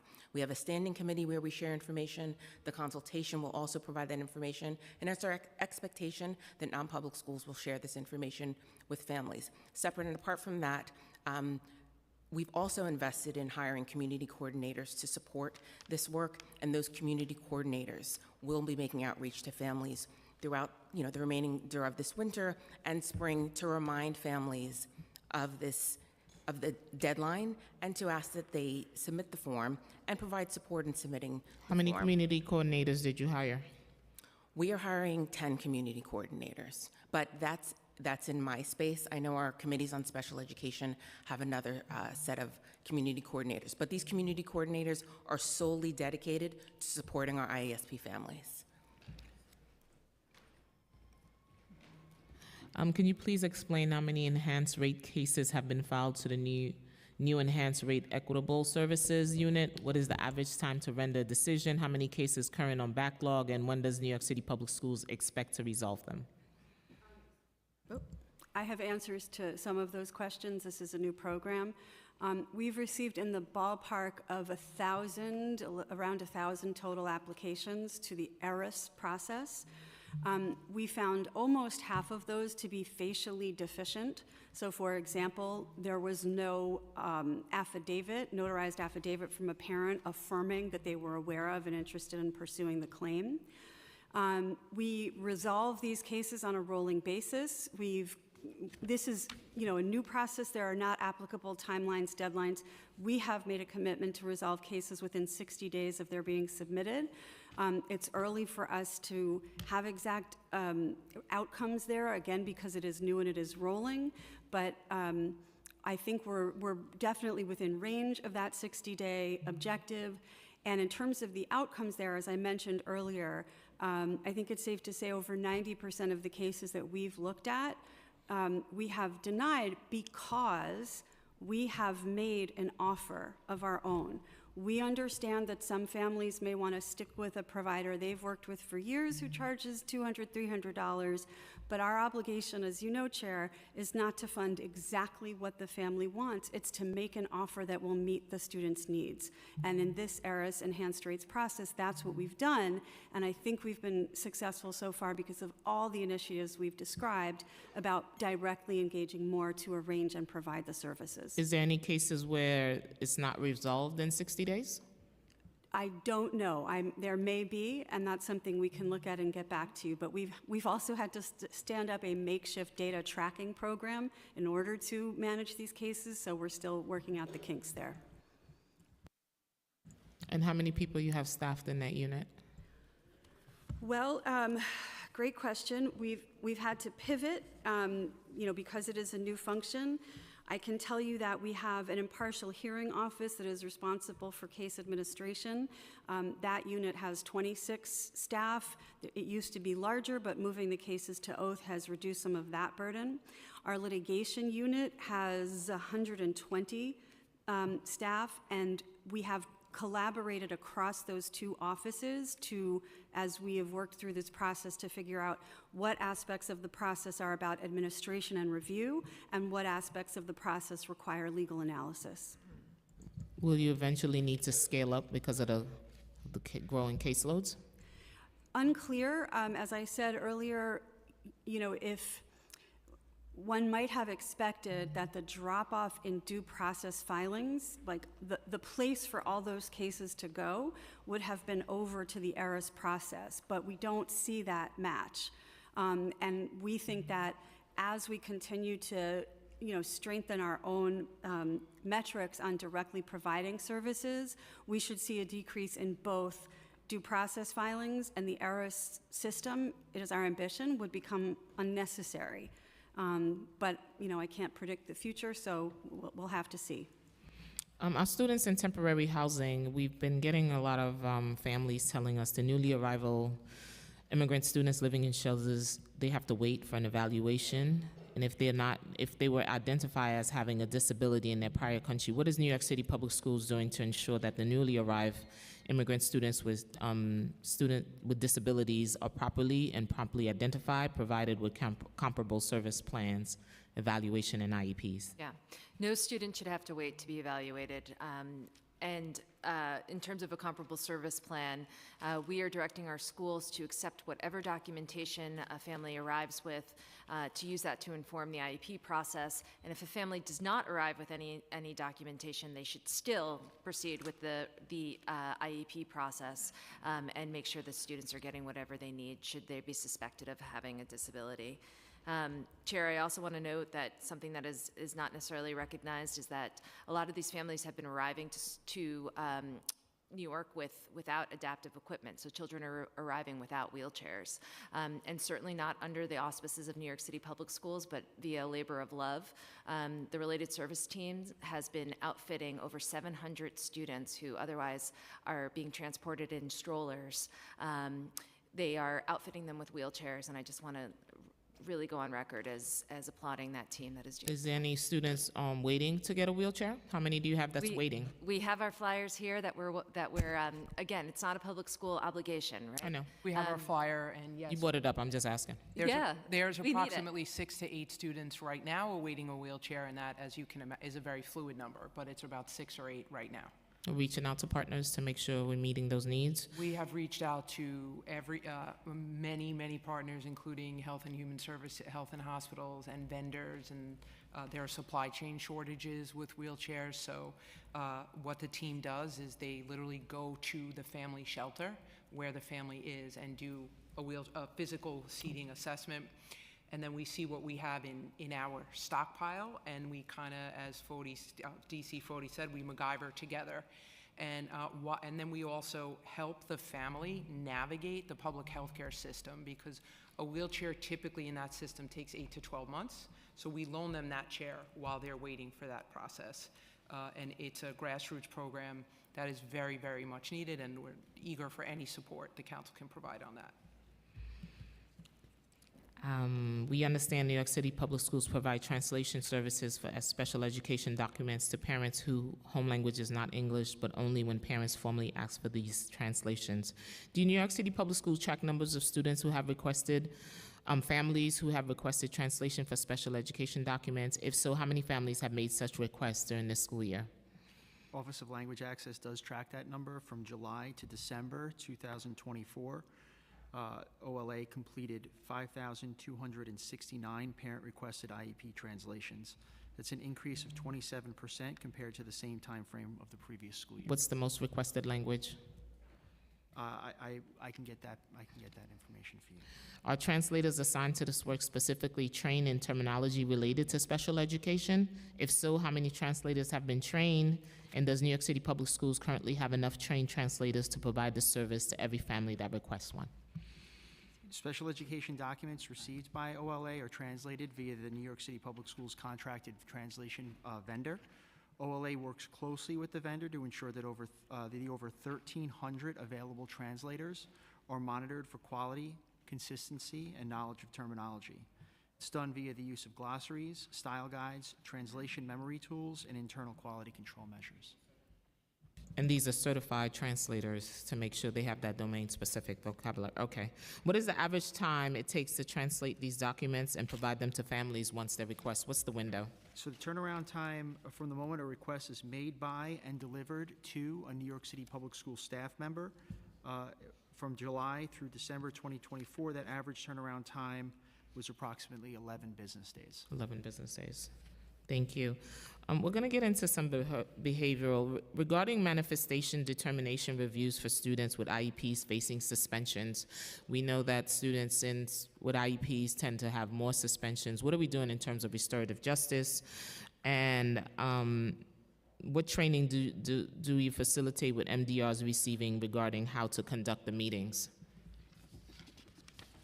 So I can start on MDR, and then my colleagues can talk a little bit about training and therapeutic crisis intervention. MDR process is something that our division is focusing on this year. We've been working to revamp our training materials in close partnership with advocates and other stakeholders. And so the training that has been developed and is being rolled out this year really takes schools through the entire process, what's expected at the meeting, how they should be engaging families through this process, the materials that should be provided to families, and really ensuring that families are aware of agencies that can support them. And so this training is being rolled out. We're starting at the committees on special education. We're starting with some targeted districts. We're getting really good feedback on what's happening right now. We're excited to continue to focus on this work. And for families, again, that English is not their first language, is this also being provided in their language, translated? Yes. Does anyone review the MDR worksheet after they complete it to determine if the meeting has been conducted according to city, federal, and state laws and guidelines? Yeah, so families should always have access to the MDR worksheets and any of the other materials and documents that are used during the meeting. We do review documents when an escalation is brought to our attention, and it's something that we've been working closely with our partners, our advocacy stakeholders and partners on. Is that an option families are aware that they can have an MDR? That's our policy. We believe that to be the case, and we're continually reinforcing that. And do you collect the MDR worksheets schools are required to fill out for every MDR? Yeah, so MDR worksheets are uploaded into the internal systems. And I also just want to note that we worked closely in conjunction with advocacy groups to update the MDR letter to ensure that families know their rights. And if I would like to request the data, would I be able to get that? Thank you. We know that Black students are disproportionately classified as having emotional disabilities. What systems are in place to prevent overuse of this classification? And that students are screened for learning disabilities and others prior to classifying them. Yeah, so just to reiterate what we discussed earlier, we're really glad that since 2020 that classification of emotional disability for Black students has decreased by 30%. We attribute that to a few things. Number one, we've increased the use of anti-bias assessments in our psychological testing done by our psychologists via the IEP process. We've also added more tools to the psychologist toolbox so that there are various assessments that will highlight students' gifts and challenges. The dyslexia screeners are also key to this work, as well as the emphasis on phonics. And all personnel in the buildings are trained for dyslexia screening as well? All of the teachers that are working with students are doing, number one, we're doing phonics, and they're trained in how to implement those programs, as well as intervention programs, and the screeners training coincides with all of that. And while we're providing this training for school personnel, or how are families engaged in this work? So our Office of Family Engagement has been working to do external trainings with families and partners. Our local schools have been doing those partnerships. This is always a place we're looking to continue to deepen, and of course, parents play a key role in that. Earlier we talked about equity, and the data that I looked at for the school year of 2023-2024, 43% of superintendent suspensions went to students with disability, while they make up 22% of the population. What supports are needed for New York City public schools to address this disparity? Yeah, so students absolutely have to feel connected to their schools, and there are a number of programs that we're implementing to make sure that students do feel connected to schools. My brother's keeper, my sister's keeper are critical, restorative justice. But we also need to make sure that this disproportionality is highlighted via the data. So we're working with our districts to review their disproportionality data. The state is also a partner in this work. I think, Suzanne, you want to talk a little bit about the Panorama Survey and what we're knowing about student engagement. I do. I appreciate that, DC 40. I also wanted to flag one other point back that we have trained and will continue to train school staff on the FBA process in reference to MDRs and as reference to this as well. So that's a big push and a big focus. We're I don't want to jump ahead, but we are certainly focused on student attendance in all forms and variations, and suspensions and behaviors, all right? All those are interconnected to the work that we're doing and our students need. So we're focusing on developing, increasing, highlighting inclusive communities for schools that are welcoming all learners.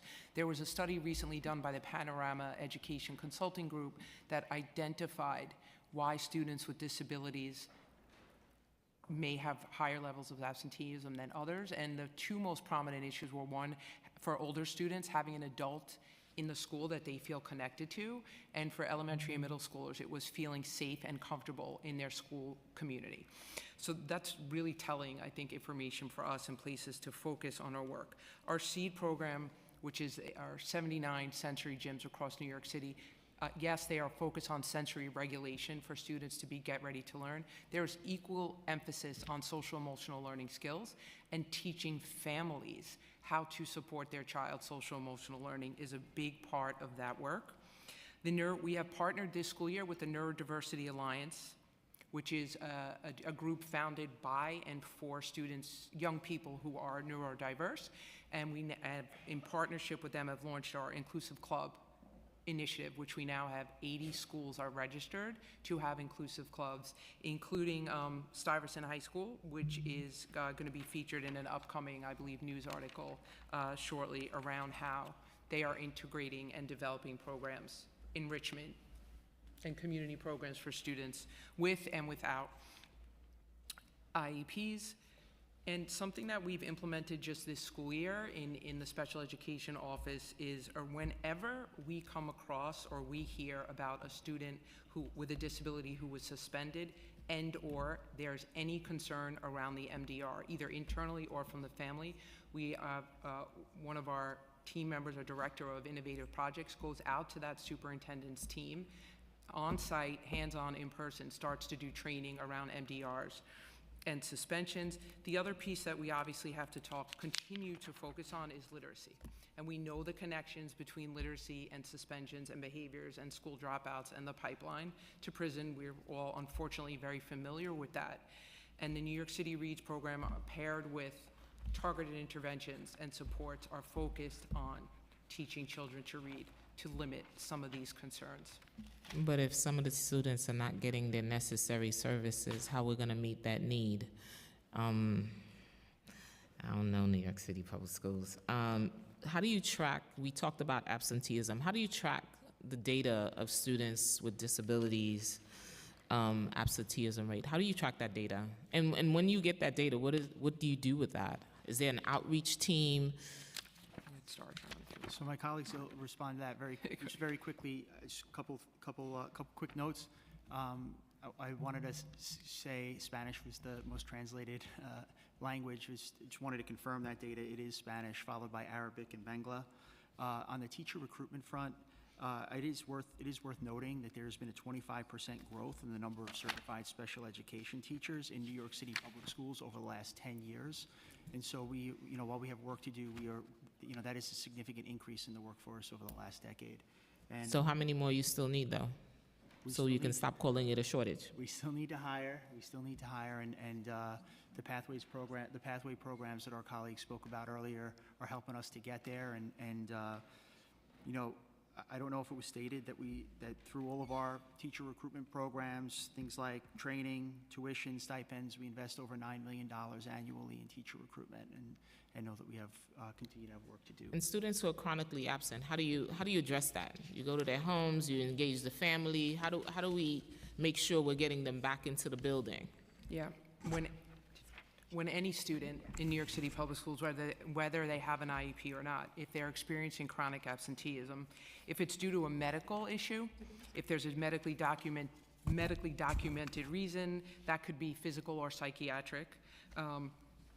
We have the option to provide temporary home and hospital instruction, so the student can receive their instruction at home. This is also in partnership and a requirement of New York State. They can also be provided at a hospital or a non-home setting. We also have remote and hybrid high schools that have been started by New York City Public Schools in effort to work towards this issue as well. School attendance is the most critical step to any component of a student learning. Of course, if you're not there, you're not learning. And this is why you have heard throughout testimony today about our goal to prioritize the expansion of specialized programs that create welcoming, inclusive environments for all learners where they feel and their families feel supported and welcomed in their school community. Chair, too often we are focused on having the child who has a disability fit in, as opposed to creating programs that work for everybody. And that is why Deputy Chancellor Foti is leaning into this work so deeply. It's around creating spaces that children and their families want to be there. Our SEED program, Chair, which is Saturdays, we launched SEED during the Omicron virus outbreak, and I really thought no one was going to come. And not only did they come, they haven't stopped coming. On Saturdays, parents are getting their child dressed. They're coming there because they say, not me, they feel welcome. They feel like that is a place where their child is understood and their gifts and their differences are celebrated. And that's what we're trying to promote throughout New York City Public Schools. I've been saying that since I got here. Well, and that's exactly when we talk about the lack of transportation. I tell students not to hate the school, but hate the transportation system. And when we have right? more programs closer to home, that becomes less. But we have to also make those buildings accessible for our students to be able to enter and leave these buildings where they don't have to travel so far to get the same quality education that they can have in their communities. I've been saying that since 2022. In agreement, agreed, and their families too. And Chair, we gave you proof of concept of that. You've been saying it, and we did it. We said we were going to do it in those 3 pilot districts, and we testified today. 2.7 miles on average. We have our 5-year-olds on school buses. That's down to 1.5 miles. So we know what to do. We need to be positioned to do it. Let's get it done, and let's make sure we have numbers attached to those requests.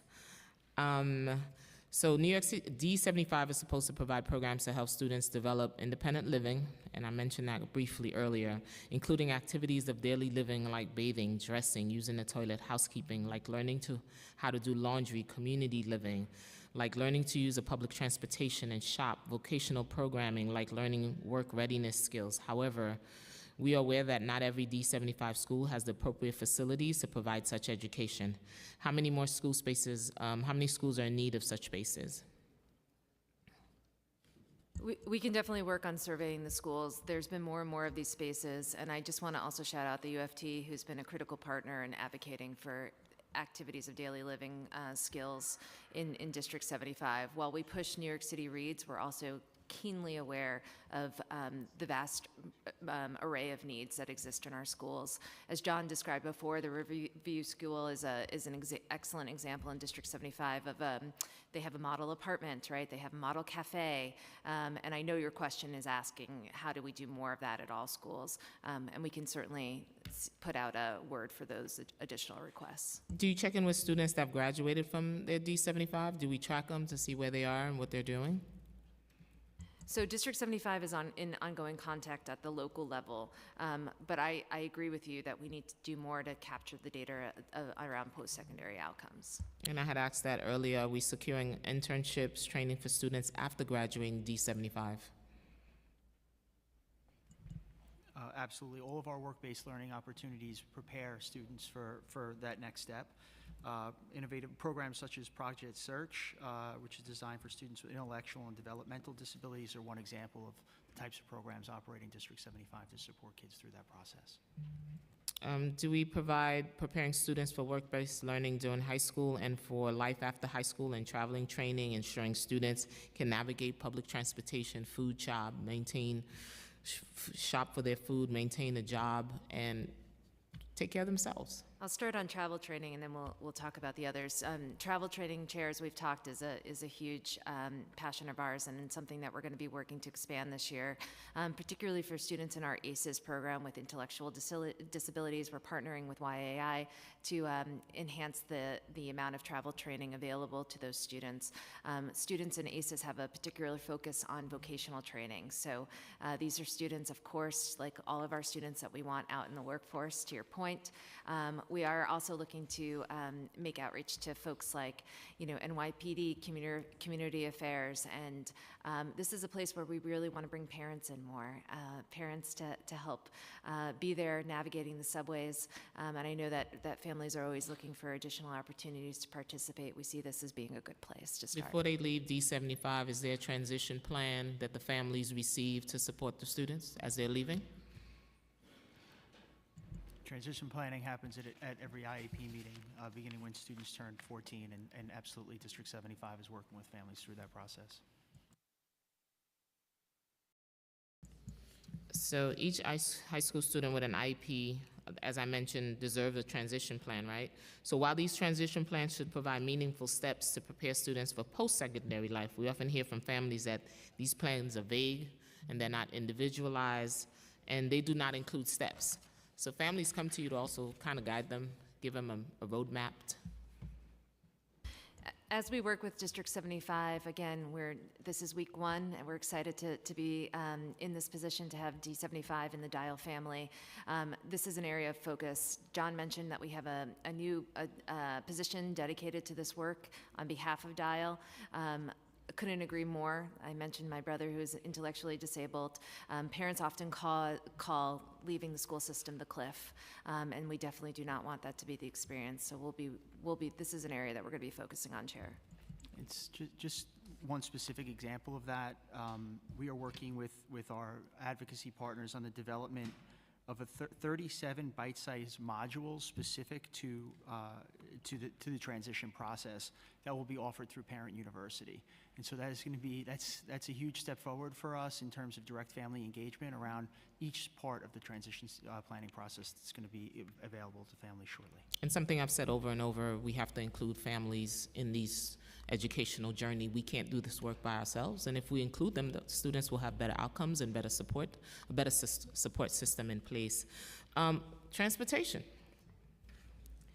How can we ensure that city approves bus contract extensions no longer than 1 year so that city can rebid the bus contract as soon as possible? And what can we do as a council to support? So the negotiations there are underway, so I can't comment too much on the specifics of that, but in terms of your interests and how you can support us, you know, as we've testified in September, the employee protection provisions, those EPPs, are currently deemed to be illegal in any new bus contracts. We know that rebidding without those EPPs will result in a bus strike and a major service disruption for our students, as was the case in the 2013 rebidding. What we could really use your support is in legislative change that will allow us to rebid these contracts with EPPs and with new terms that will allow us to add capacity, add flexibility and accountability. You need me to work with my colleagues on the state level, because that's not a city. Sorry. It's not a city issue, it's a state issue. Right, Chair. How much does New York City Public Schools spend on transportation for due process claims? We can probably get you that number shortly. I'll need a few more. How many students are still waiting for bus services that's mandated on IEPs, who have transportation paras mandated on their IEPs and transportation nurses mandated on their IEPs? Yep, so OPT is providing transportation to around 149,000 students. 78,000 of those students utilize specialized transportation across all of our settings. So students that are awaiting routing, it's 141 students. 3 students are awaiting a paraprofessional. These are newly added students and or students who moved or changed schools. Students who've been provisioned rideshare due to a driver absence or no vendor assigned due to a driver shortage, that number is 1,287 students. 28 students are on rideshare as they await a paraprofessional service, and 1 student is on rideshare awaiting a nurse service.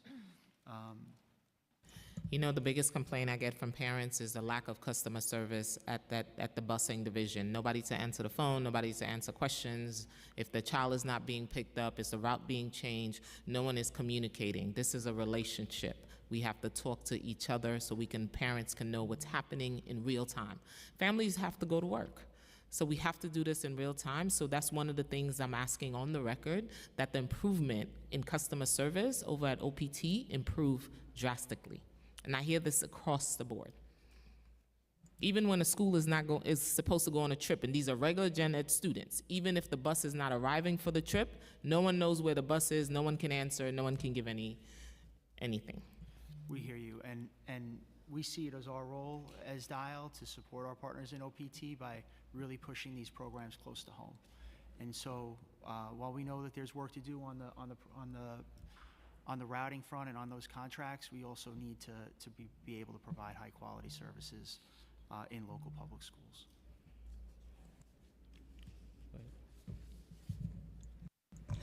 So I knew last time I talked about this. So getting back to our famous Carter versus Connor cases, at the last preliminary budget hearing, you guys could go and watch this. When I asked the separate data on Carter and Connor cases, First Deputy Chancellor Weisberg responded, happy to give you. Happy to separate the data. We can absolutely do that for you. But earlier in the hearing, New York City Public Schools testified they couldn't give us that data. Given DC Weisberg's previous commitment, is that something New York City Public Schools can work on?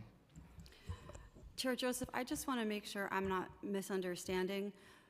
Connor's cases are Carter cases. They're just cases where a claim is made about where payment should go once the case is resolved. So can you differentiate that for us? So that's what the committee would like.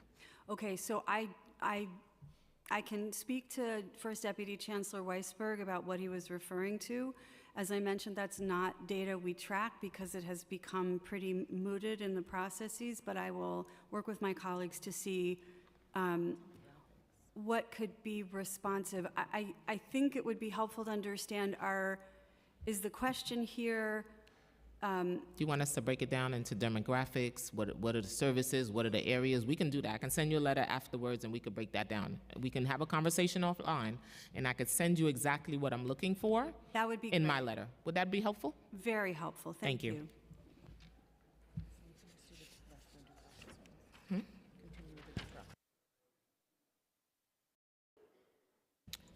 Oh, so how many students are receiving tuition now? Do you have the number?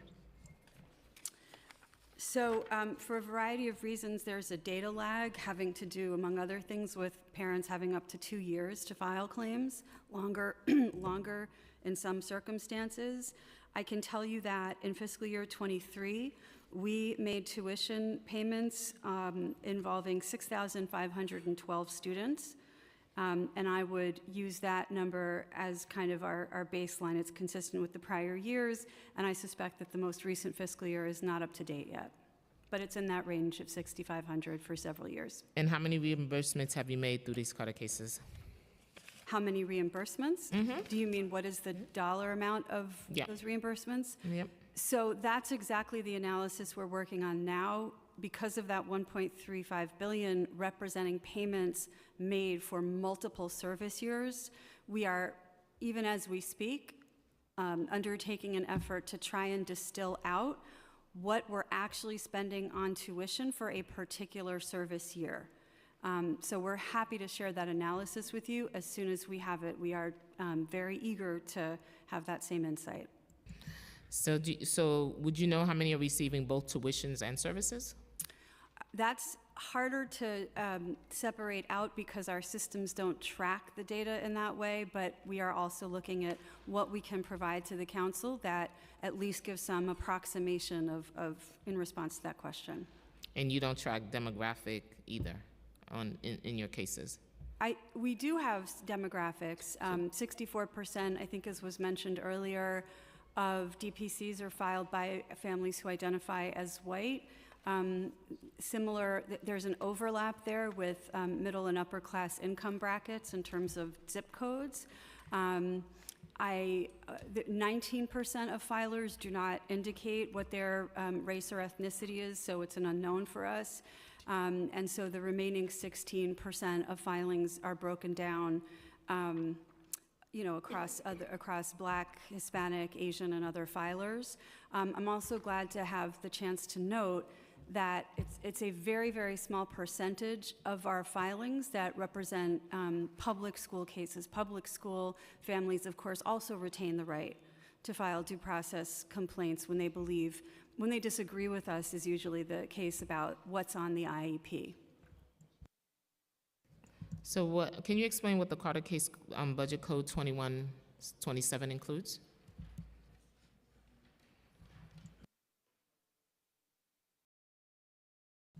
So I apologize, I don't think I have that code. The 4 codes that I'm aware of, the budget codes that cover due process cases.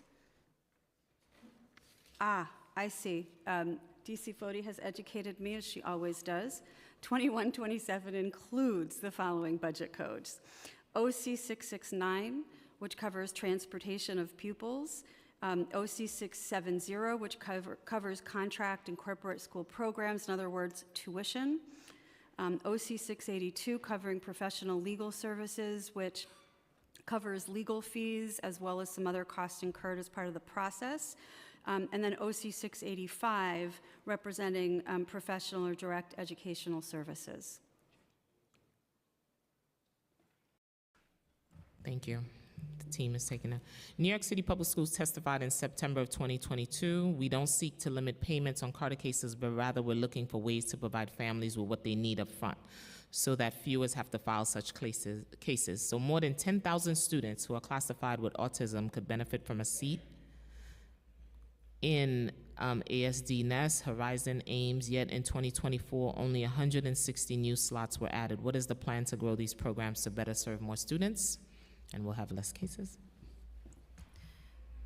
Over the next few months, Chair, we're hoping to hear more about any potential allocations for these programs, but I think we've made clear today how much we do see these programs as a lever for public school options. Is that, when you make your new needs to OMB, is that individualized, or is it just one big bucket? For specialized programs generally, we tend to just, yes, we put in an overall bucket based on the number of sections. So have you decided to do a comprehensive cost assessment to determine how much money it would take to provide all the mandated services? to students who are involved in Carter cases? We've done a number of analyses on costs associated with needs, not only as it relates to Carter, but also as it relates to filling all the gaps that we talked about today. As you can imagine, Chair, it's a lot of layers of analyses and approval that we need, but I can assure you that we think about this day and night. Do you have a number? Not that I could provide today, Chair. Would you be able to share the analysis with the council?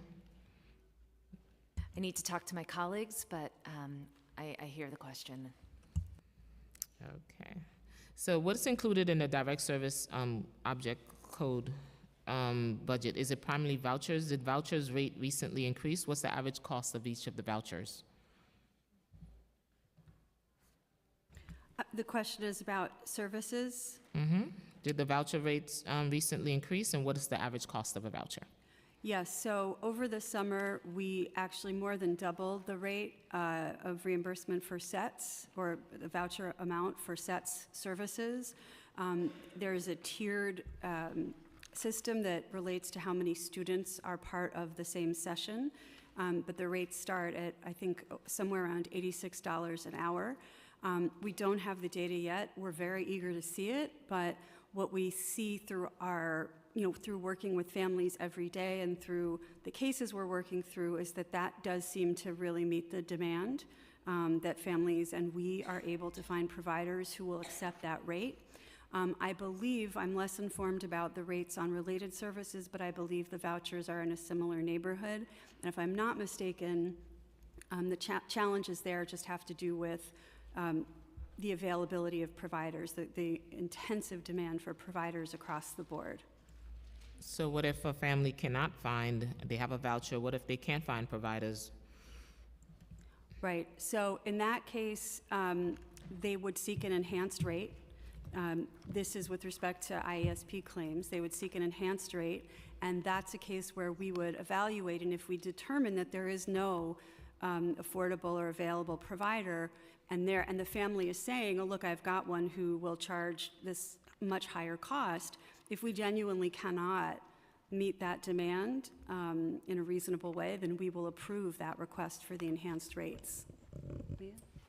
Chair, if I may, this year, for the first time, as I mentioned earlier, we want to be in the position of being able to provide a special education teacher to a family. So while we respect their right to pursue our ERAS process for the enhanced rate or due process, we have teachers that are ready, willing, and able to serve our IESP families. In addition, if there's some reason that we cannot meet your child's needs during the school day, and it's not all because New York City Public Schools is incapable, but there are scheduling conflicts, schools, we respect their autonomies, our non-public school partners have certain concerns with us entering their school buildings, we have our after-school and weekend sites available to these families. So there exists a pathway to service, and that will remain throughout the remainder of the school year, and the service is available 7 days a week. It's something we've never done before. We recognize that there are many of our families who cannot come to us on a Saturday,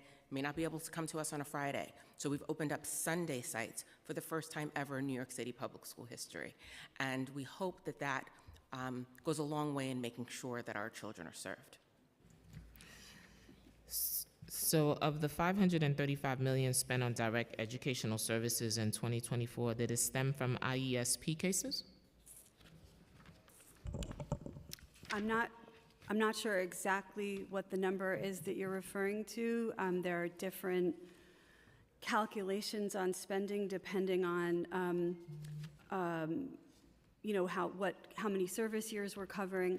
I think you may be referring to the amount that was allocated in the budget, and if that's the case, then I would just say that, as I'm sure you're aware, during this period of the explosion of cases, we have found ourselves in a position where OMB has had to supplement our budget every year because unlike the programs and services that my colleagues have been describing today, once we lose a case in a due process process, we are legally obligated to make those payments no matter what. So we will be writing you a follow-up letter for a breakdown of those questions. Last year, the preliminary budget hearing, SCA identified accessibility as top funding priority. If the state raised the debt limit, despite the debt limit increase, no additional funding for school accessibility was included in the July or November amended capital plan. The current plan allocates $800 million through New York City Public Schools, previously estimating the need at $1 billion. What is the plan to achieve maximum accessibilities, practical accessibilities in 20 years? Parents, advocates, and myself called for $1.25 billion over 5 years.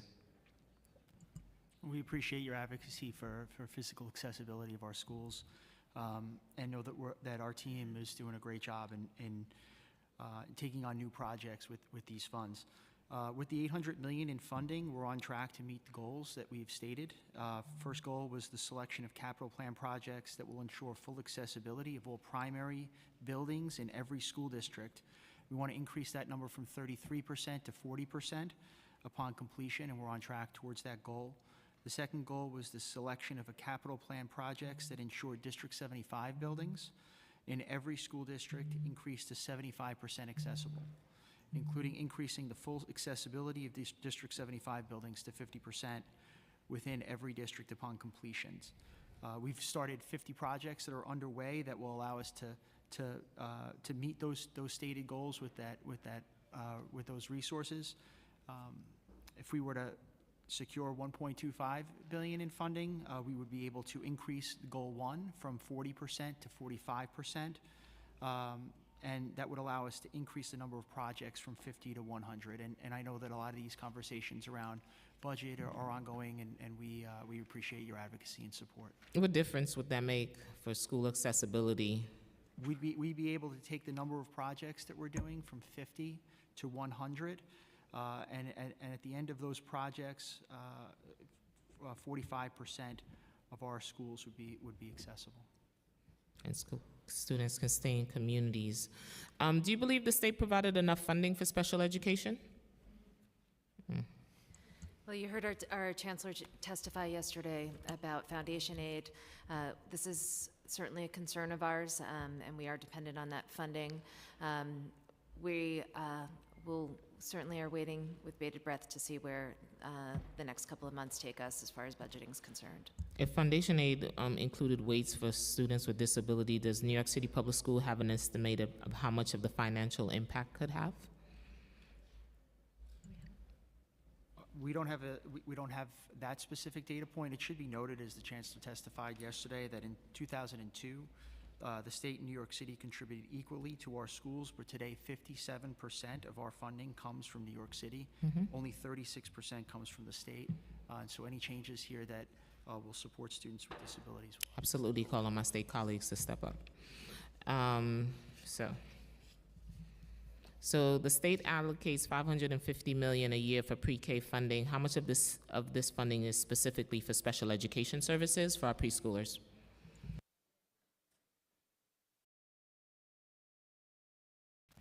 Just 1 second, Chair.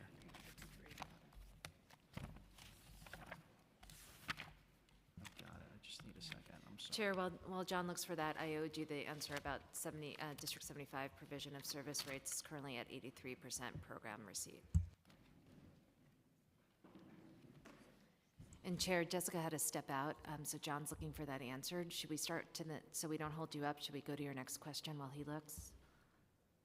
That was our last question. Oh, okay. Surprise. So in early childhood's program applications, students in special education classes in our public schools are counted for in our child care accounts. When the final report is submitted, early childhood does claim for salaries associated with staff associated with pre-K funding codes in our system as early childhood teachers in special education teaching pre-K. For example, in fiscal year 24, we claimed $5,130,964.06 in salaries for these individuals. Thank you. Thank you all.